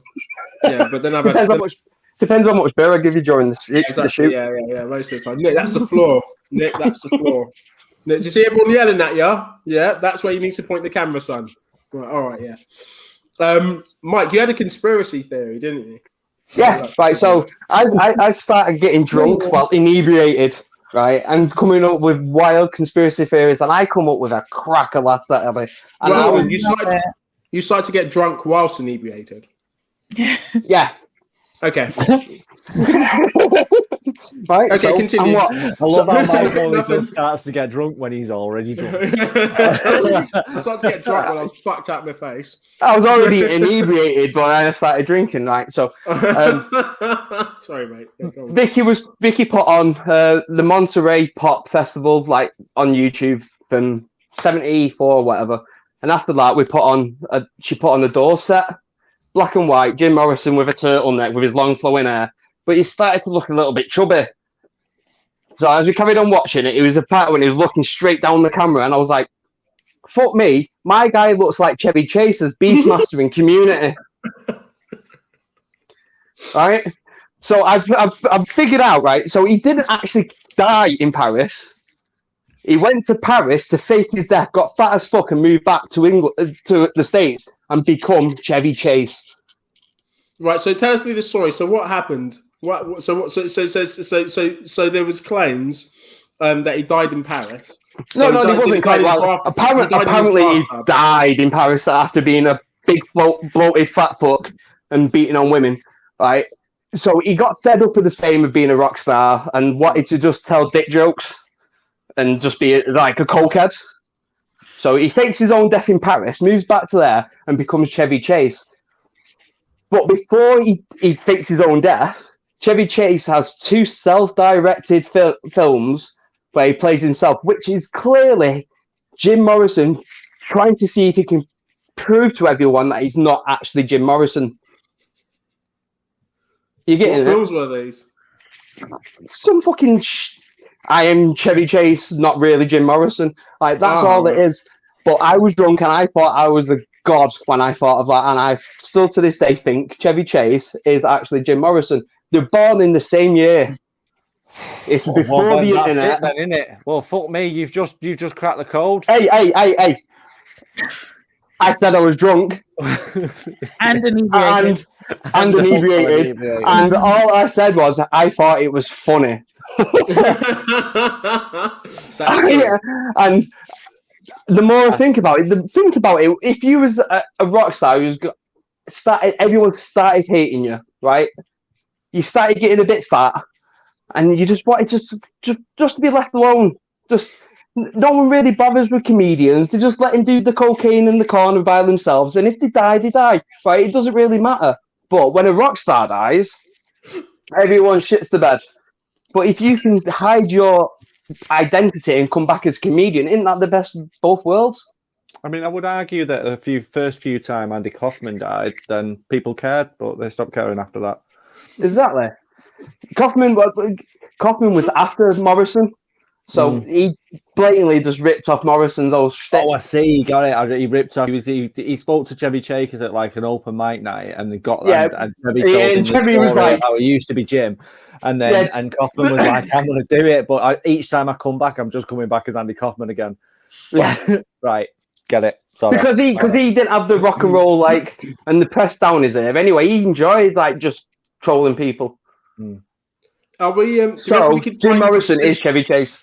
Could we find similarities between other kind of rock stars or pop idols? For example, Michael Jackson, for example, was there like a comedian that's popped up in recent times that is now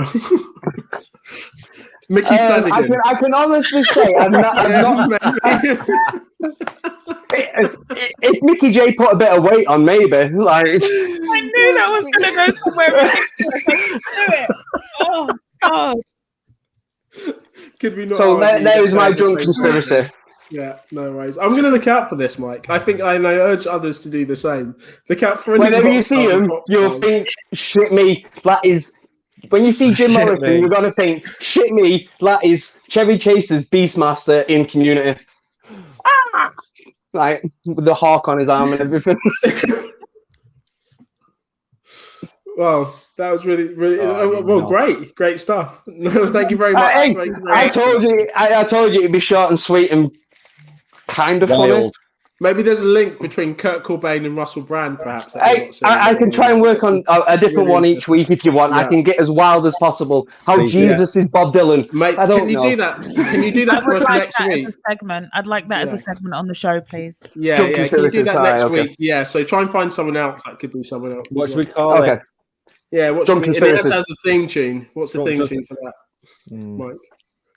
I'm not fucking singing it, am I? I don't write the theme tune, sing the theme tune. Right, this is a bit out there, but what about inebriated?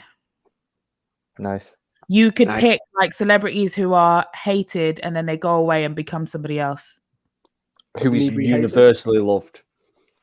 Just wait a second, that doesn't really work because Chevy Chase is probably hated more than Jim Morrison, sure. Now he is, but at the time when he was making National Lampoons and shit like that. Love him, yeah. Yeah, he was everything. Everyone loved Chevy. I'm just saying, have a think about it. And if you think of something better, I won't be offended. Don't worry. Okay, I'll try and think of a different conspiracy for next week. I'll have to get inebriated tomorrow. Inebriated. Well, you're almost drunk now, so you can just get inebriated later. In the morning, if I carry on straight through. Yeah. And get back on it in the morning, so it's all right. Okay. Just making me feel like a twat. He does that really well, doesn't he? It's like his little trick. Yeah. Right, so why I'm here. Have you guys seen the film Jaws? No. Never. No. No.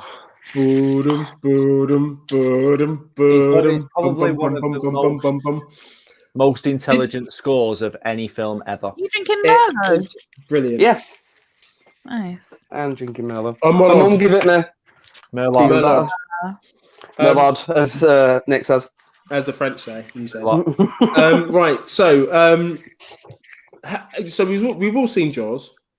Mm-hmm. A few times. Who felt sorry for old Bruce? What, the shark? Everyone. I did. Did anyone go, oh? No. Sorry, I've just seen a comment from Amy Angie. Can you just put that up? Because I feel like she maybe just wants Mel Gibson to die. Like support, but I don't feel like the theory is aimed, but it's already got to be dead. I can kill Mel Gibson off. Who's really hated? Mel Gibson. I completely get it. Like, I get it. But that is fucking brilliant. Fair enough. I'm sorry that yes, I have seen Jaws. No, I didn't feel sorry for Bruce, but that really distracted me. I can't stop thinking about Mel Gibson now, and why Amy wants him dead. Amy, can you comment on that? I got a few ideas. What did you say, Alan? I said, why would you not want him dead? Man's a piece of shit. Why? Yeah, no, he's a bag of shit. I just want Amy to elaborate. Oh, okay. I think it would be quite funny. And I'm shut up for a second. Really appreciate it. He is a bag of shit, but I just would like to go on record and say that I don't particularly want him dead. Well, no, all right. I just don't want him to make any money. Yeah. But now you're backtracking. Great. Yeah, let's come we're moving away from this. We digress. Right. So not many people felt sorry for the shark. Apart from Mike and Vicky. All right. So this year, I don't know if you guys know, but I'm trying something out. As my New Year's resolution, I'm trying out empathy. I'm to put myself in other people's shoes. So this week, I watched the Spielberg classic horror film, Jaws. And I watched the whole of it. So it starts with a young lady at the beach that goes skinny dipping with a gent who doesn't quite make it into the ocean, and she gets most of her spoilers, bro. Body just eaten. Yeah, I'm sorry, Mike. Sorry if you've not seen it before. Yeah, if you've not seen that 1976 film, Jaws. Yeah. I think you've got a picture of it. It's not in there. It's in the other room. No, it's in the room. Yeah, it's in the other room. Yeah. So basically, the story's about a shark. That swims the shores of a lovely fishing town, and just eats people. And there's a big problem because the chief of police there says, "Well, this has to be stopped." And then we've got the mayor there who wants to make money, who says, "Actually, no, let's keep the beaches open." So they're at kind of debates. Mike, please continue. My dog's named after that police chief. Police Chief Brody. There we go. Right. So, anyways, eventually the shark does consume another person. It consumes a young lad, and it consumes another guy in the boat. And they go, "Do you know what? Enough's enough. Too many people are dead. We're going to send some people out there to go and kill them." So they get. I find it weird that you keep saying consumes. Consumes. That's what. How would you say it? Like he's Pac-Man. Did you say Monster. Monster. Monster. Tom. You say gobbled. And he ate that man. All right. So he ate a boy. He ate a girl. He ate another man. Yeah, don't say he ate a boy, right? Why would your mind go there? You're the one who said it, bro. Yeah, but because Linda told me to say ate. It's in context. Why would your mind go there? Men. You're the one who said boys. Yeah, men. Grown ass It's men. okay to eat men. Yeah, constantly. Ask first if you want. Look, men can consent, boys cannot. So yes, it's okay to eat men. Thank you. I'm going to say I'm going to go back to my original one, consume, because this was never a problem before I changed what I said. Maybe ingested would sound less. Mate, he ate. Devoured? Right, he fucking Devoured. Devoured. No, Alan, you're going back down the wrong path again. He devoured. He definitely devoured the guy in the boat. Like, you guys, do you know what the thing is? You guys actually know what I mean. Why are we having this conversation? Because this is fun, Nick. Yes, we talked for like an hour and 20 minutes of far too much. Like, we were so grimness. serious for so long. Now we just want to make fun of how much of a Tory you sound. Let's get fun. Yes. No, I'm not. You guys are making fools of yourselves. He consumed a gent. A lovely gent was on a boat and he got consumed. You're a fucking Tory. Punting. It's not even a southern thing. I'm southern and you're just Yeah, but you're common as muck. You're fucking common as muck. What of it, mate? He ate. Oh yeah, he went down to Chippy and he ate some chips. Not ate. Yeah, went down to Chippy. Yeah, saw Margaret. Yeah, ate some fucking fish and got him better. You're common as fucking muck. No, right, anyway, let me finish my story. Let me finish. Met Marge at the Chippy, not Margaret. Posh. Marge. I'm going to My Fair Lady the shit out of you. I'm going to get you to walk down the fucking road with books on your head and get you to speak. No, I can actually do all that. Like, no, you cannot. I just don't like it. No, I have to do it when I'm on the phone for like work and shit. You should hear my voice. I'm not. Let's hear your voice. Let's hear your work voice. I don't want to do it. Do it. No. Everyone's waiting, Linda. I don't care. I'm not. Wait. Yeah. No. Okay. Slippery slope. You ask everyone to do the phone voices, and that's not happening. What? Do you have a phone voice, Mike? Yeah, of course I do. Mate, I bet I'll get you drunk enough. Mate, you shouldn't have told me that. I'm going to get you drunk. No, you got to get fucking area. And get you fucking pissed. Anyways. Yeah, but it's not going to come out of him pissed, though, is it? Yeah, it will. Ungo over me, but... Yeah, If anyway, not, just wait until he's pissed and then get him inebriated, and then he'll do his follow. That will work, most definitely. So, anyways, I put myself in the... Anyways, Amy says that Nick likes to eat men.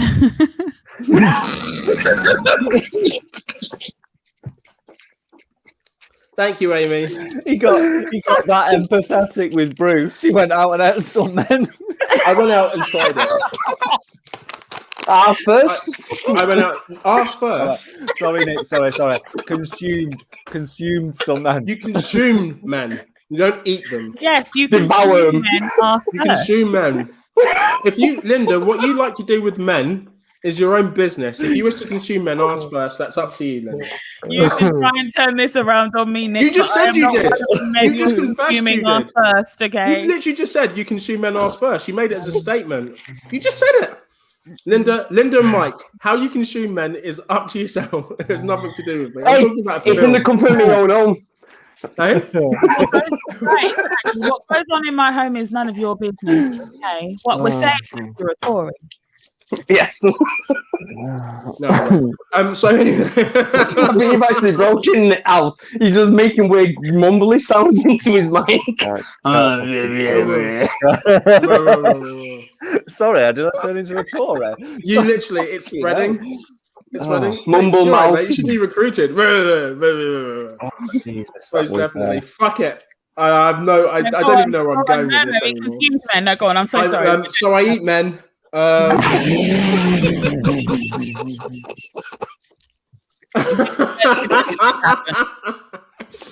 I eat men ass first is basically what I wanted to say. There we go. Took us 5 minutes to get there, but at least he's admitting it now. And I'm out. No. So at the end of the day, sensitive.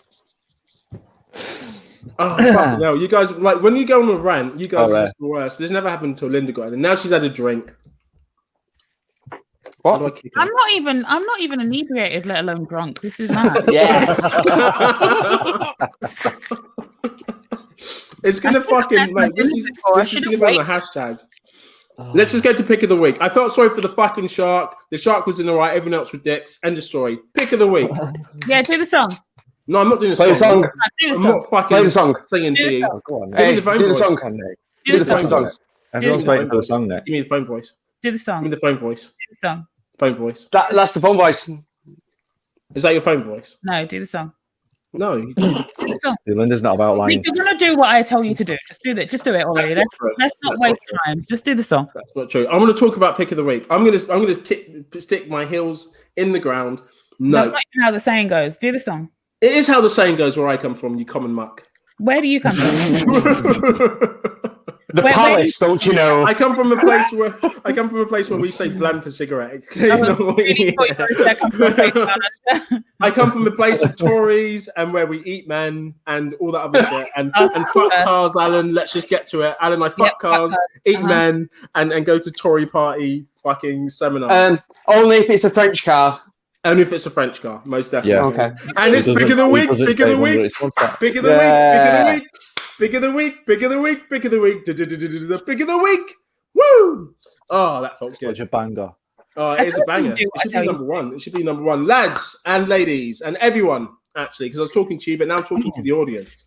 Every week we do a pick of the week segment where we pick our favorite film that we've seen at some point this week. I've done the song, Amy. You're lagging. And we say why we like it and why it's our favorite film ever. Linda, would you like to join us this week? Do you have a pick of the week? Because you knew we were coming. Sure. Okay, let's get back to Linda. Let's have someone that's prepped. Wait, can I do a non-pick of the week? Oh, is it thinking outside the box? What does that mean? Okay. Don't watch. So I'm thinking about the films that I'd watched this week, and the one film that I watched this week that I don't want to recommend it, but it's the film I watched this week. Don't tell people if the film's shit. Yeah, let's hear it. Look, it feels anti-black to call it shit, so I won't call it shit. But I watched Coming to America. Oh no. No, you can call it shit. No, I can't. It's anti-black. No, it's not anti-black. Look, it's not anti-black if it's shit jokes. Hold on, Alan, Mike. Just word of advice. Okay, you are not the authority of what is anti-black. That's a fair point. And you guys shat on me, so you're by yourselves. I was about to back you, but you can fuck yourselves. Okay. Look, it feels anti-black to call it shit. Look, there's a lot of nostalgia. There's a lot of callback to the original film, which is fantastic. So it feels anti-black to call it shit. But if it didn't have those callbacks, if it wasn't tied to the first film, if it didn't have every single Black American actor on it and comedian and just general person in the street on it, then I would call it shit. Look, it just wasn't. It just. Is it not as good as the first? Just say it as simple as that. It's not as good as the first. Not just that, but it's nowhere near as good as the first. Shit. But I see why they made it. It's the whole nostalgia thing. I see why it was made, and I enjoyed certain parts. I actually laughed at certain parts, right? And it was nice to see certain people on the screen. So there's that element, which is really what makes me not. I mean, the anti-black thing was a joke, but that's really what making me not want to say it was shit. But as a standalone movie, oh God, no. Don't. Is it a film that has been made because of COVID? Like, is it literally a film for TV? Like, if it wasn't for COVID, would you have gone to the cinema to watch it? Type of film, or would it have been straight to Netflix? If it wasn't for COVID, look, it was on Prime, and I think it would have been out in the cinemas, right? But if it wasn't, I was an unlimited Cineworld card holder, so I really went and watched everything in the cinema. So I think that's probably not a good gauge for it for me personally, because I would have gone to see that in the cinema had it not been for the whole pandemic thing, right? But it was because of what it was, because of the nostalgia tied to it, because of Eddie Murphy, all of that. But I think as a standalone film, no. And there were parts in it that really made me cringe. Like, because it was made PG. Oh, I didn't know that. It was made PG. So that's just got a lot of the humor, right? Already a lot of the humor that would have been great on it is gone straight away. Yeah. And then it was also really problematic in the sense of, like, Leslie Jones's character, and spoiler alert. Don't really matter. I'm still going to watch it again. But like Leslie Jones's character, basically, when it goes back into time, because you can see from the trailer that he has a long lost son in Queens, New York, right? And so he has to go back because heir of the throne, all that shit. The way that they that story was woven in or weaved in, however you want to put it, into the story was really, really problematic, because Leslie Jones's character, who is the mum of the illegitimate son, they took it back to when him and Semi went out to the club in the original film. And they did some CGI shit to make it look like it was the continuation of that scene.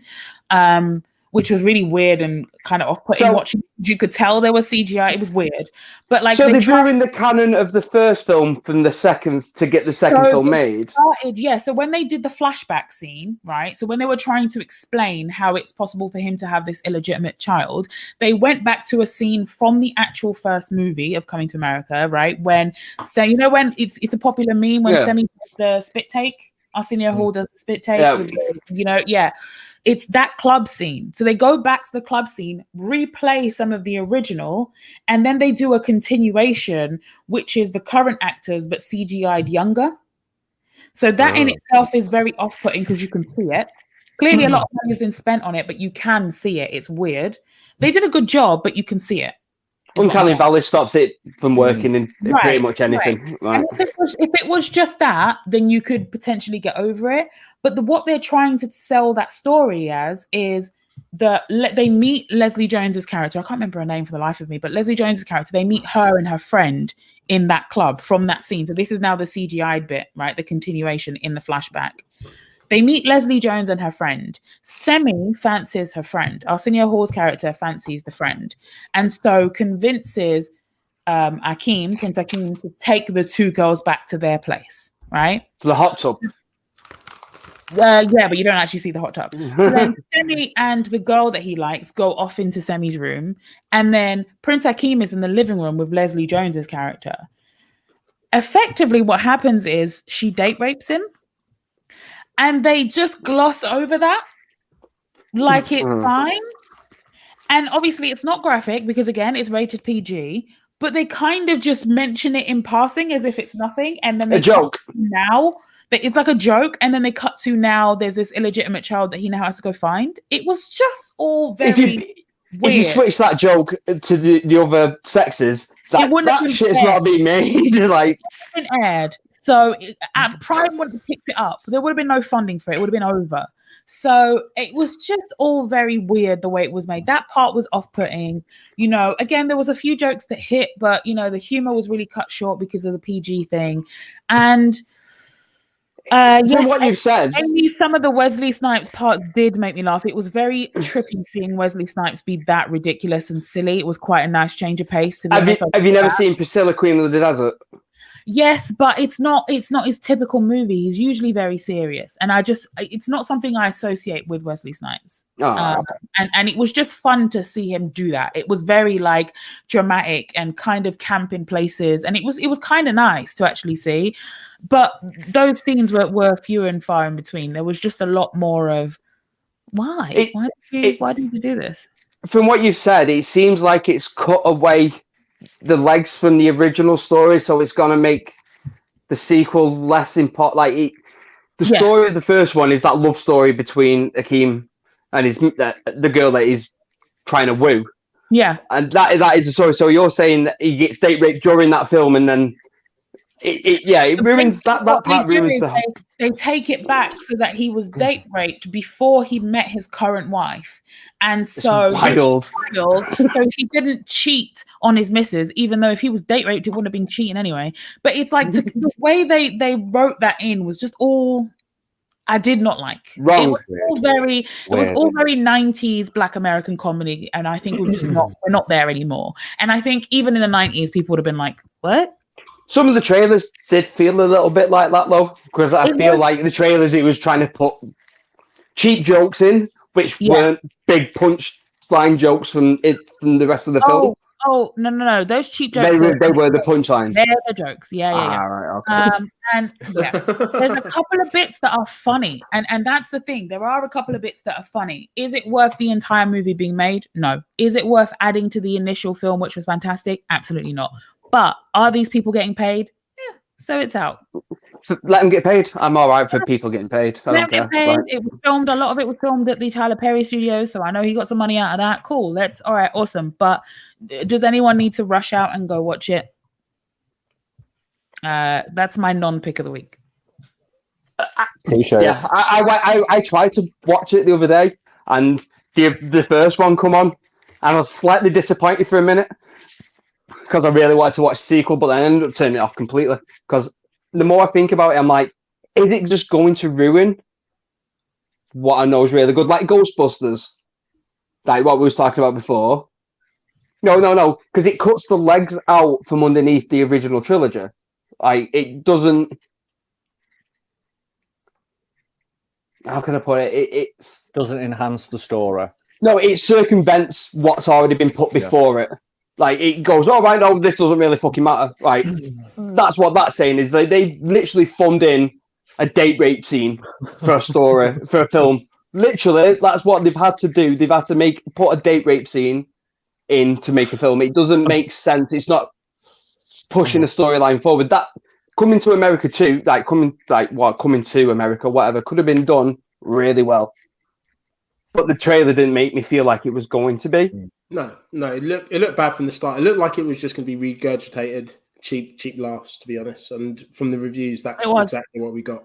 So. There was a nice bit in it, I won't lie. There was a nice little bit woven into it, thanks to Kiki Lane. Again, there were some cameos that were fantastic, especially if you follow, Black American celebrities in general, like I do. I was like, oh, that's a great outfit, and woo, that person looks great. Tiana looked fantastic. Kiki Lane looked amazing as always. There's all that kind of stuff that you can watch it for. And of course, the callbacks to some of the jokes. One callback that I absolutely hated, I liked all of them but one, was a scene where a man was washing Leslie Jones's bits and came up for air and said, the royal privates are clean, Your Highness, or something. And the fact that he said privates, I was like, huh, because PG. I would have rather that just not be in there. It was a hint to, the royal penis is clean, Your Highness. It was a hint to that, but, PG. So they said private, and I threw up in my mouth a little bit. I won't lie. I mean, do everything for the dollar, but like, surely anyone who wanted to watch Coming to America would have watched it as an R or a PG. Like, it was going to make the same amount of money no matter what. Mm-hmm.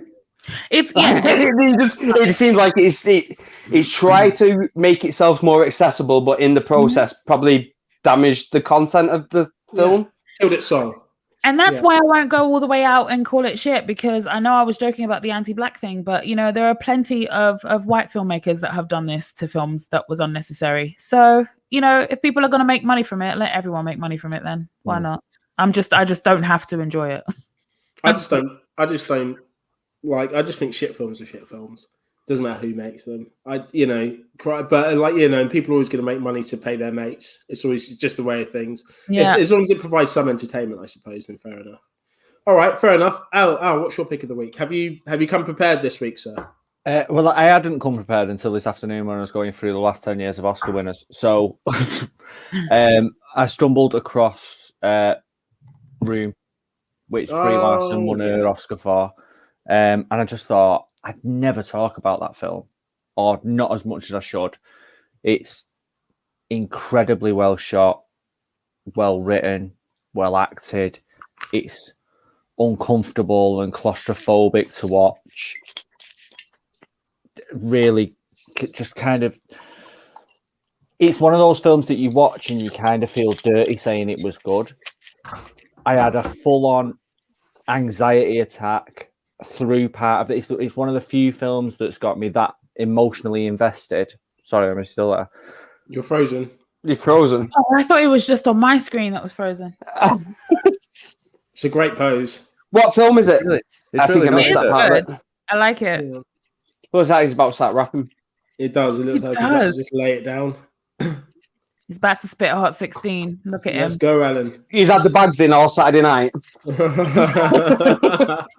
All right, there we go. Are you moving? Yeah. Yeah, I could still fucking hear you. I just couldn't move, obviously.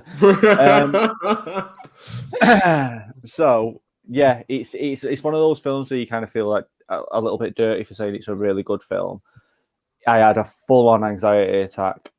So if you watch the film about 2/3 of the way in, and it's one of the few that I've watched that's got me that emotionally invested that my body reacted emotionally to what was going on screen, and I've kind of almost started panicking with the character. So I just think it's an incredibly well done.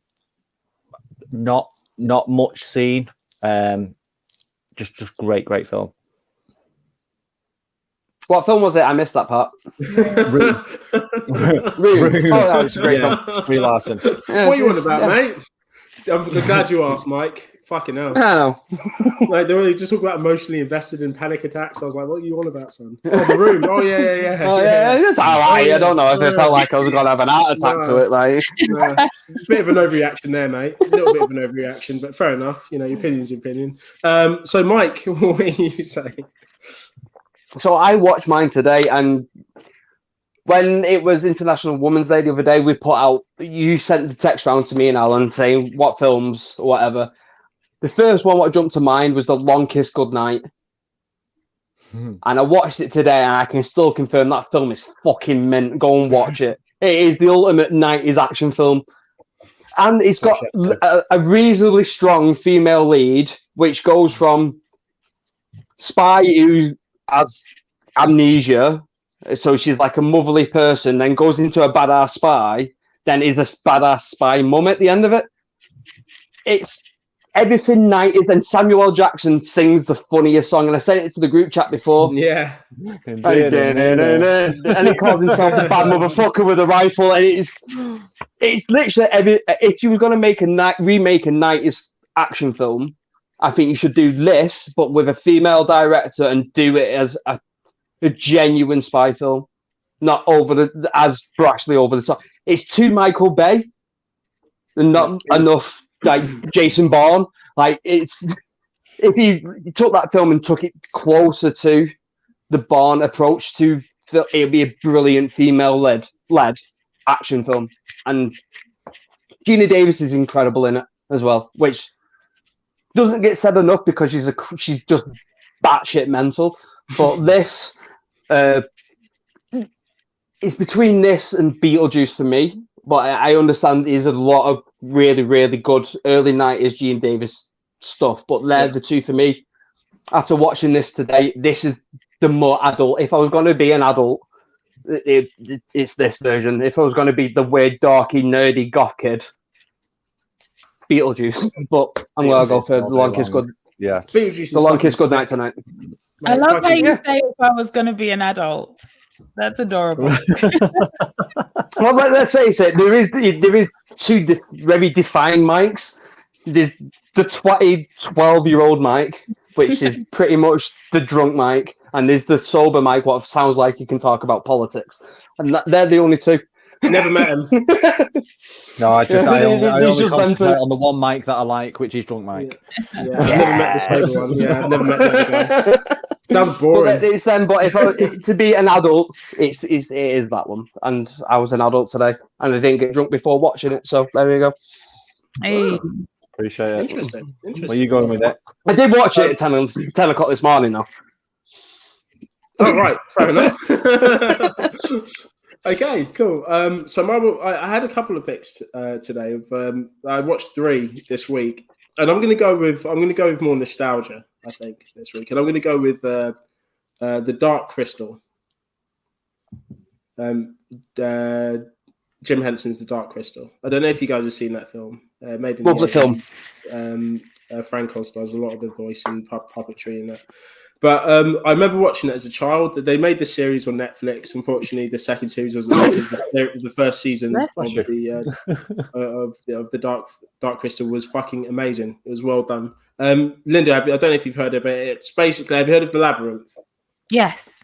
Yeah, it's that, but just all puppets, basically, based on just in its own world. There's loads of different creatures in it, gelflings, but there's a creatures in it called Skeksis. And if you know what Skeksis is, you know what Skeksis is. And it's this kind of bird reptilian creature, and they're lords that loom over the land and try and kill the 2 remaining gelflings in it. It's a very difficult story to really describe. It's a fantasy, but it's beautifully done. All of it's just done puppetry. For me, it's just something just to like sit back and kind of reminisce with my childhood, and the score is amazing. The voice acting is superb. Yes, Mike. What did you think about the one from a couple of years ago, the Netflix? The Netflix one, yeah, I was just talking about that. Loved it. Actually loved it. I think they went a bit Games of Thrones with it, but I liked the story, and I was interested because it got a bit dark. It got really dark, and they were killing off kind of lead characters left, right, centre, and it was quite brutal how they did it as well. But I like seeing that side of the It just really upset me that you said Games of Thrones. Yeah, but you've been saying "uck" and "ew" and all this kind of common shit that I've been hearing all day. First of all, so we've had to put up with that. But then I say Games of Thrones, and then Game of Thrones. It's like I just don't. You just put the S in the wrong place. It really upset me. So I'm going to say it again with my whole chest. It was Games of Thrones. And you know that like really uncool dad that, like I'm down. Hi, I'm Nick. I don't know if we've met. I don't know if we've met. He's a really uncool dad. Uncool dad. Yeah, this is pretty much it. Hi, nice to meet you for the first time. It's like meeting sober Mike. It's weird. Anyways, but yeah, I thought the Netflix. I think it was a shame that they didn't make the second one because I wanted to see how it would the second series because I really wanted to see how it pan out. But if you haven't seen it, do watch it. Preferably whilst high as well. That's really good. What's it called again? The Dark Crystal. It is. Was it 1980? Early 80s. I want to say 284, something like that, or something around that. So it was probably the height of puppets in 82 in movies. Like it was the height of and I don't think it's been. I don't think puppeteering's probably been done better. Maybe when it's not a whole cast, it's been when you have side characters or whatever. But when it's a whole film like that, there's not many things I can think that can touch it quality wise. But Jim Henson it was like one of the first really that like the kind of like mainstream live actions that was done, and it was just done. You get immersed in the world straight away, and it feels old fashioned. It feels like you're watching, you know, the kind of on the same kind of thread of Willow or something. You feel like you're watching a kind of old fantasy movie. You know, there is a bit of dodgy CGI now and again with lightning effects or whatever, but when it's just the puppet stuff and when it all kind of blends together, there's a scene where the two girl things are on a boat. And it's just literally the wildlife, and they're playing music, and they just have that scene for about 30 seconds. But it's just all of these kind of creative people in this one section with the music and the amazing camera work and everything, and it blends so well in together just to get that kind of one picture. It looks like a painting.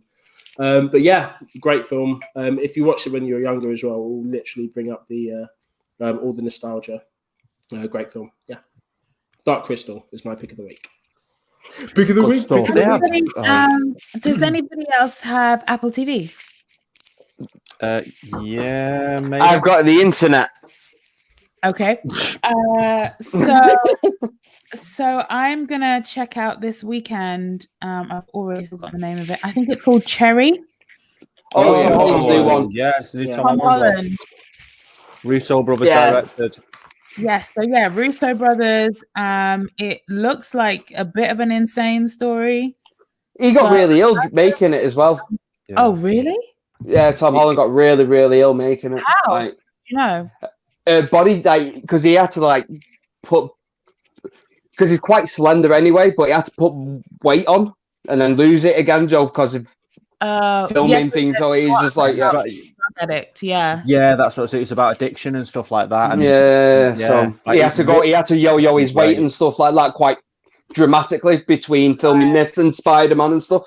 So I saw an interview maybe not this week, the week before, and he was saying that he had like really bad kidney issues and liver issues and stuff, like from crash dieting and stuff like that. It's very quick turnaround. I think he said he's like 4 weeks in between finished filming Cherry and filming the new Spider-Man. Like, which is crazy because he has to get like fit for that, doesn't he? Yeah. So, Well, he was playing like a Marine in this, but he's a Marine which has got like a war veteran with a drug addiction and something else, and he was only just turned 23. Like that was the it was sold, right? So yeah, no, I'm looking forward to watching that. Anything that's anti-military, really well like anything what's anti-military, I'm more than willing to watch. Give it a time. Fair enough, guys. Is there anything else? I think that was it. It was just the rant pick of the week. I think that was it, really. I think it's probably a better time than any to wrap this up. So I just want to say a huge thank you to Linda for joining us. Linda, like you literally are like one of the top fans. We appreciate all your comments every week, and it's an absolute pleasure to have you on the channel. Thanks. Even when I'm calling you Tories and racist and stuff. If you did, I'm all right with that because it's always Nick or Alan. Yeah, I was going to say, you can call me whatever you want. It's absolutely fine. I'm not easily offended. Yeah, I think that goes for most of us here. I think if you didn't, we'd probably think there was a problem. Yeah, like if you stop being kind of aggressive towards me, I'd be like, shit, maybe she don't like me anymore. Yeah, okay, what's the problem? Yeah, like Linda, what have I done? Yeah. Hey Linda, remember that time you called me a Tory? Maybe I don't like black people. Sorry. Wow, I can't believe you actually said it on the line. Look how if you're just quiet, the racists reveal themselves. Huh? There we go. There we go. There we go. You know now, Alan. You know that everything is absolutely hunky dory. Just give them room, and all of a sudden they're constantly telling you out loud on a stream in front of all these people that they just don't like black people. Look, I told you, any criticism that he has of Idris Elba is based in racism. You know what? I've still not started watching The Wire. And I need to get at least a few episodes in before the end of the month. Here's the thing for me. And I'll drop it. Honestly, I will drop it, right? You cannot talk about Idris Elba's ability as an actor if you haven't watched his most acclaimed project, which is The Wire. You sit on it on stream and you talk shit about somebody their greatest piece of work. And to me, the only reason you wind your neck about on this stream every week and talk about it, you should be talking about One Division and giving it a rest. Only reason is that you're Get him. please watch the streams back where on multiple occasions I say, change my mind. I can only judge him off what I have seen him in. No. It is not up to us to change your mind when you need to watch The Wire. No, it's up to him to keep me interested in the film. You need to do the research yourself because you are the one that is saying that he is not talented. Linda, he clearly is. Otherwise, Alan. Guys, let me ask you a question. Guys, hold on, guys. Alan, before you did that, you also said that Will Smith didn't deserve to win an Oscar. Please continue. Hold on.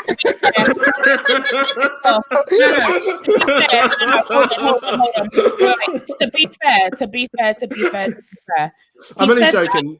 Only for that year. I'm pretty sure everyone could see on my face. I was like, wait a minute, what the fuck did he just say? And then he said it was the year that he made Focus and that concussion thing. And then he deserved an Oscar for Ali. Yeah, that's there we go. And then he did say that it's a crime that he didn't get it for Ali. So I will allow that. Travesty. But there are plenty of racists who are fine with Will Smith. Okay. So let me just ask you a question. Just one question. That really confused me. Racists are fine with Will Smith. Certain racists, right?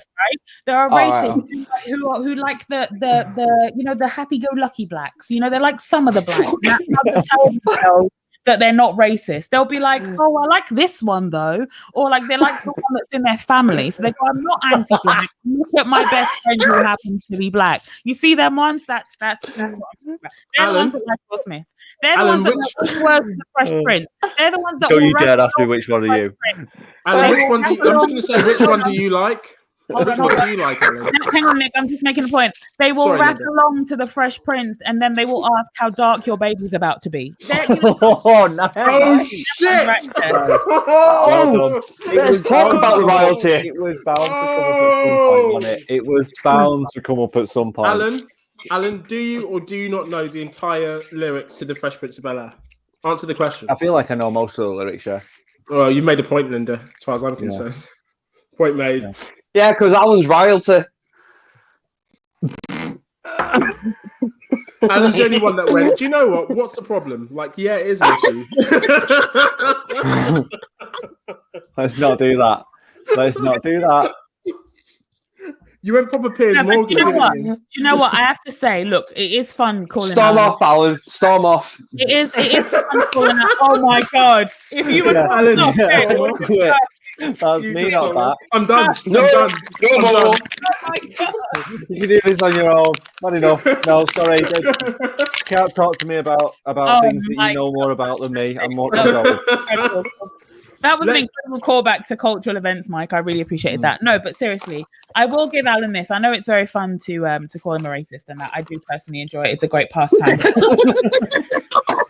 I will say that what I did enjoy is your openness in not being aware of how racist the Oscars can be, even though a lot of us are. It's the system is designed for white folks to not really see the imbalance and the injustices, right, in our regular everyday things. It is designed for you not to see it. And instead of burying your head in the sand, and instead of going on Twitter and gaslighting people and telling people that it's not existing just because you haven't seen it, what you did is, when you did see an example of it, you got on your own platform and said, hey, this is crazy. What the fuck? Did you guys know about this? And yes, we did know about it, but you didn't try to act like that you already knew, and you didn't try to act like it didn't exist. And I genuinely would rather that. I'd rather people stand in their ignorance. If you don't, there's a lot of things I'm ignorant about and I don't know about, and I will come out and say I don't know. What I won't do is gaslight the people that do have that information or do have those experiences that I can't relate to. And if only more people on the internet and on social media were like you and were like, look, let's go back to the hashtag not all men. I've never been like that with women. If they were saying that in their minds and then were listening to the people and the women that were sharing their experiences, that'd be awesome. But instead they go on there, they gaslight people, they do the not all men trend. And that's what's wrong with it. So more people need to be like you, in all fairness, Alan. But until then, I will continue calling you a racist because I enjoy it. I was going to say, why do you want more people to be racist? I felt like I don't understand. Also, I kind of feel like I've just been... That's what we call a compliment sandwich. I gave you a little compliment in there, but I called you a racist either side. I feel like when your mum goes, like, when she doesn't want to shout at you too much, so she tells you she's disappointed and you feel even worse. Like, I feel like a little bit like that. Like, but I lifted you up a little bit. You know, I lifted you up a little bit, but I'm just still to drop them down further. I'm still drop them down further. Expectation of our future interactions. I will continue doing so. But I appreciate it, absolutely. But no, but I will always, to my detriment, sometimes I will always be honest.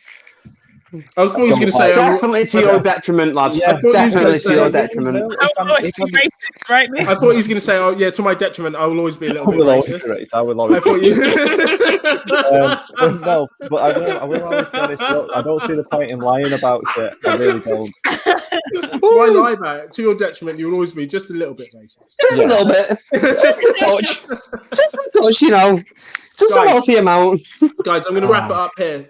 For all of you guys tuned in, Amy and G, Vicky, we had Jay Short in earlier, we had loads of people in earlier. Thank you very much. I saw Scam commenting as well. Yeah, Scam as well. Yeah, thank you very much for locking into this. And we tried to keep it as serious as we could for as long as we could. Got a bit off the rails later, but that's what we do. That's what we do. Maybe that's what we do. We can't make it all serious, but we did make some really valid points, and we stand wholeheartedly to the valid points that we have made today. And we believe that everyone needs to take accountability for their own actions and be aware of other people's actions and how it can affect other people as well. Make sure you're doing your part, guys, and make sure that you're doing your part following the channel as well. Make sure you follow Redline Live. We do it every Friday, talk about shit. We have got Falcon and Winter Soldier dropping next week. Boys, you excited? Genuinely, after I watched all the trailers back to back before, genuinely after last week when I was like 6.5, how much I'm genuinely looking forward to it. Because I feel we're going to see a lot of wild shit in this. Genuinely. I've still not watched any trailers. I've still stayed away from them. I'm excited. I did until today, and then I watched them all. I was like, oh, I'm in. Mate, that's what I did. That's why I was like, guys, what's the trailers? But yeah, we're going to talk about that. I need to shout out at least he's not Mel Gibson. That is true. That is true. Let's end it there. Okay. That is not a compliment. I feel like Alan might contact you later, Alan. I really strive to be more than Mel Gibson. Let me shout out really quickly. So much fun. Thank you so much for having me. I finished a bottle of wine on the show, by the way. Fantastic. I saw your face when you poured the last bit in your glass. Really quickly, let me shout out, guys. I'm going to forget all my shout-outs because I'm getting drunk. Let me shout out Rick Charles Media, Premier Battles, Anarchy Tournament coming 24th of April. Again, so make sure that you guys tune in. What's that? I'm wearing it on the Talk About It Network special. I got my That Being Said Anarchy sweatshirt. I'm still waiting for my Koj Eats Big Dinners t-shirt to come. It hasn't arrived yet. I did order it though. I had to. I was going to wear the sweatshirt today, but I haven't washed it yet, and it smells of ink. And I just yes, it would. Yes, indeed. I really want to be there for the 24th as well of April. You'll be there. Right? I really want to be there. I want to be the drink. I don't think I can really have this conversation with any of you guys on there, but that's fine. Wait till we got live, Linda. Wait till we got live. Maybe it's not happening. Everything has to be protected. No, it's virtual. It's all virtual. Exactly. That's all we mean. It's all on Twitch, yeah. Exactly. Make sure you follow Redline as well on all social media platforms as well. Make sure you follow Linda and LindaShipoopi. Are you on Twitter? On Twitter is at LindaShipoopi. On Instagram is at Longhair Linda. But if I don't know you, I won't accept your follow request on Instagram. There we go. So make sure you follow Linda, guys. Yeah, very sociable. That's really great. And thank you very much once again, guys, for tuning in. Peace out.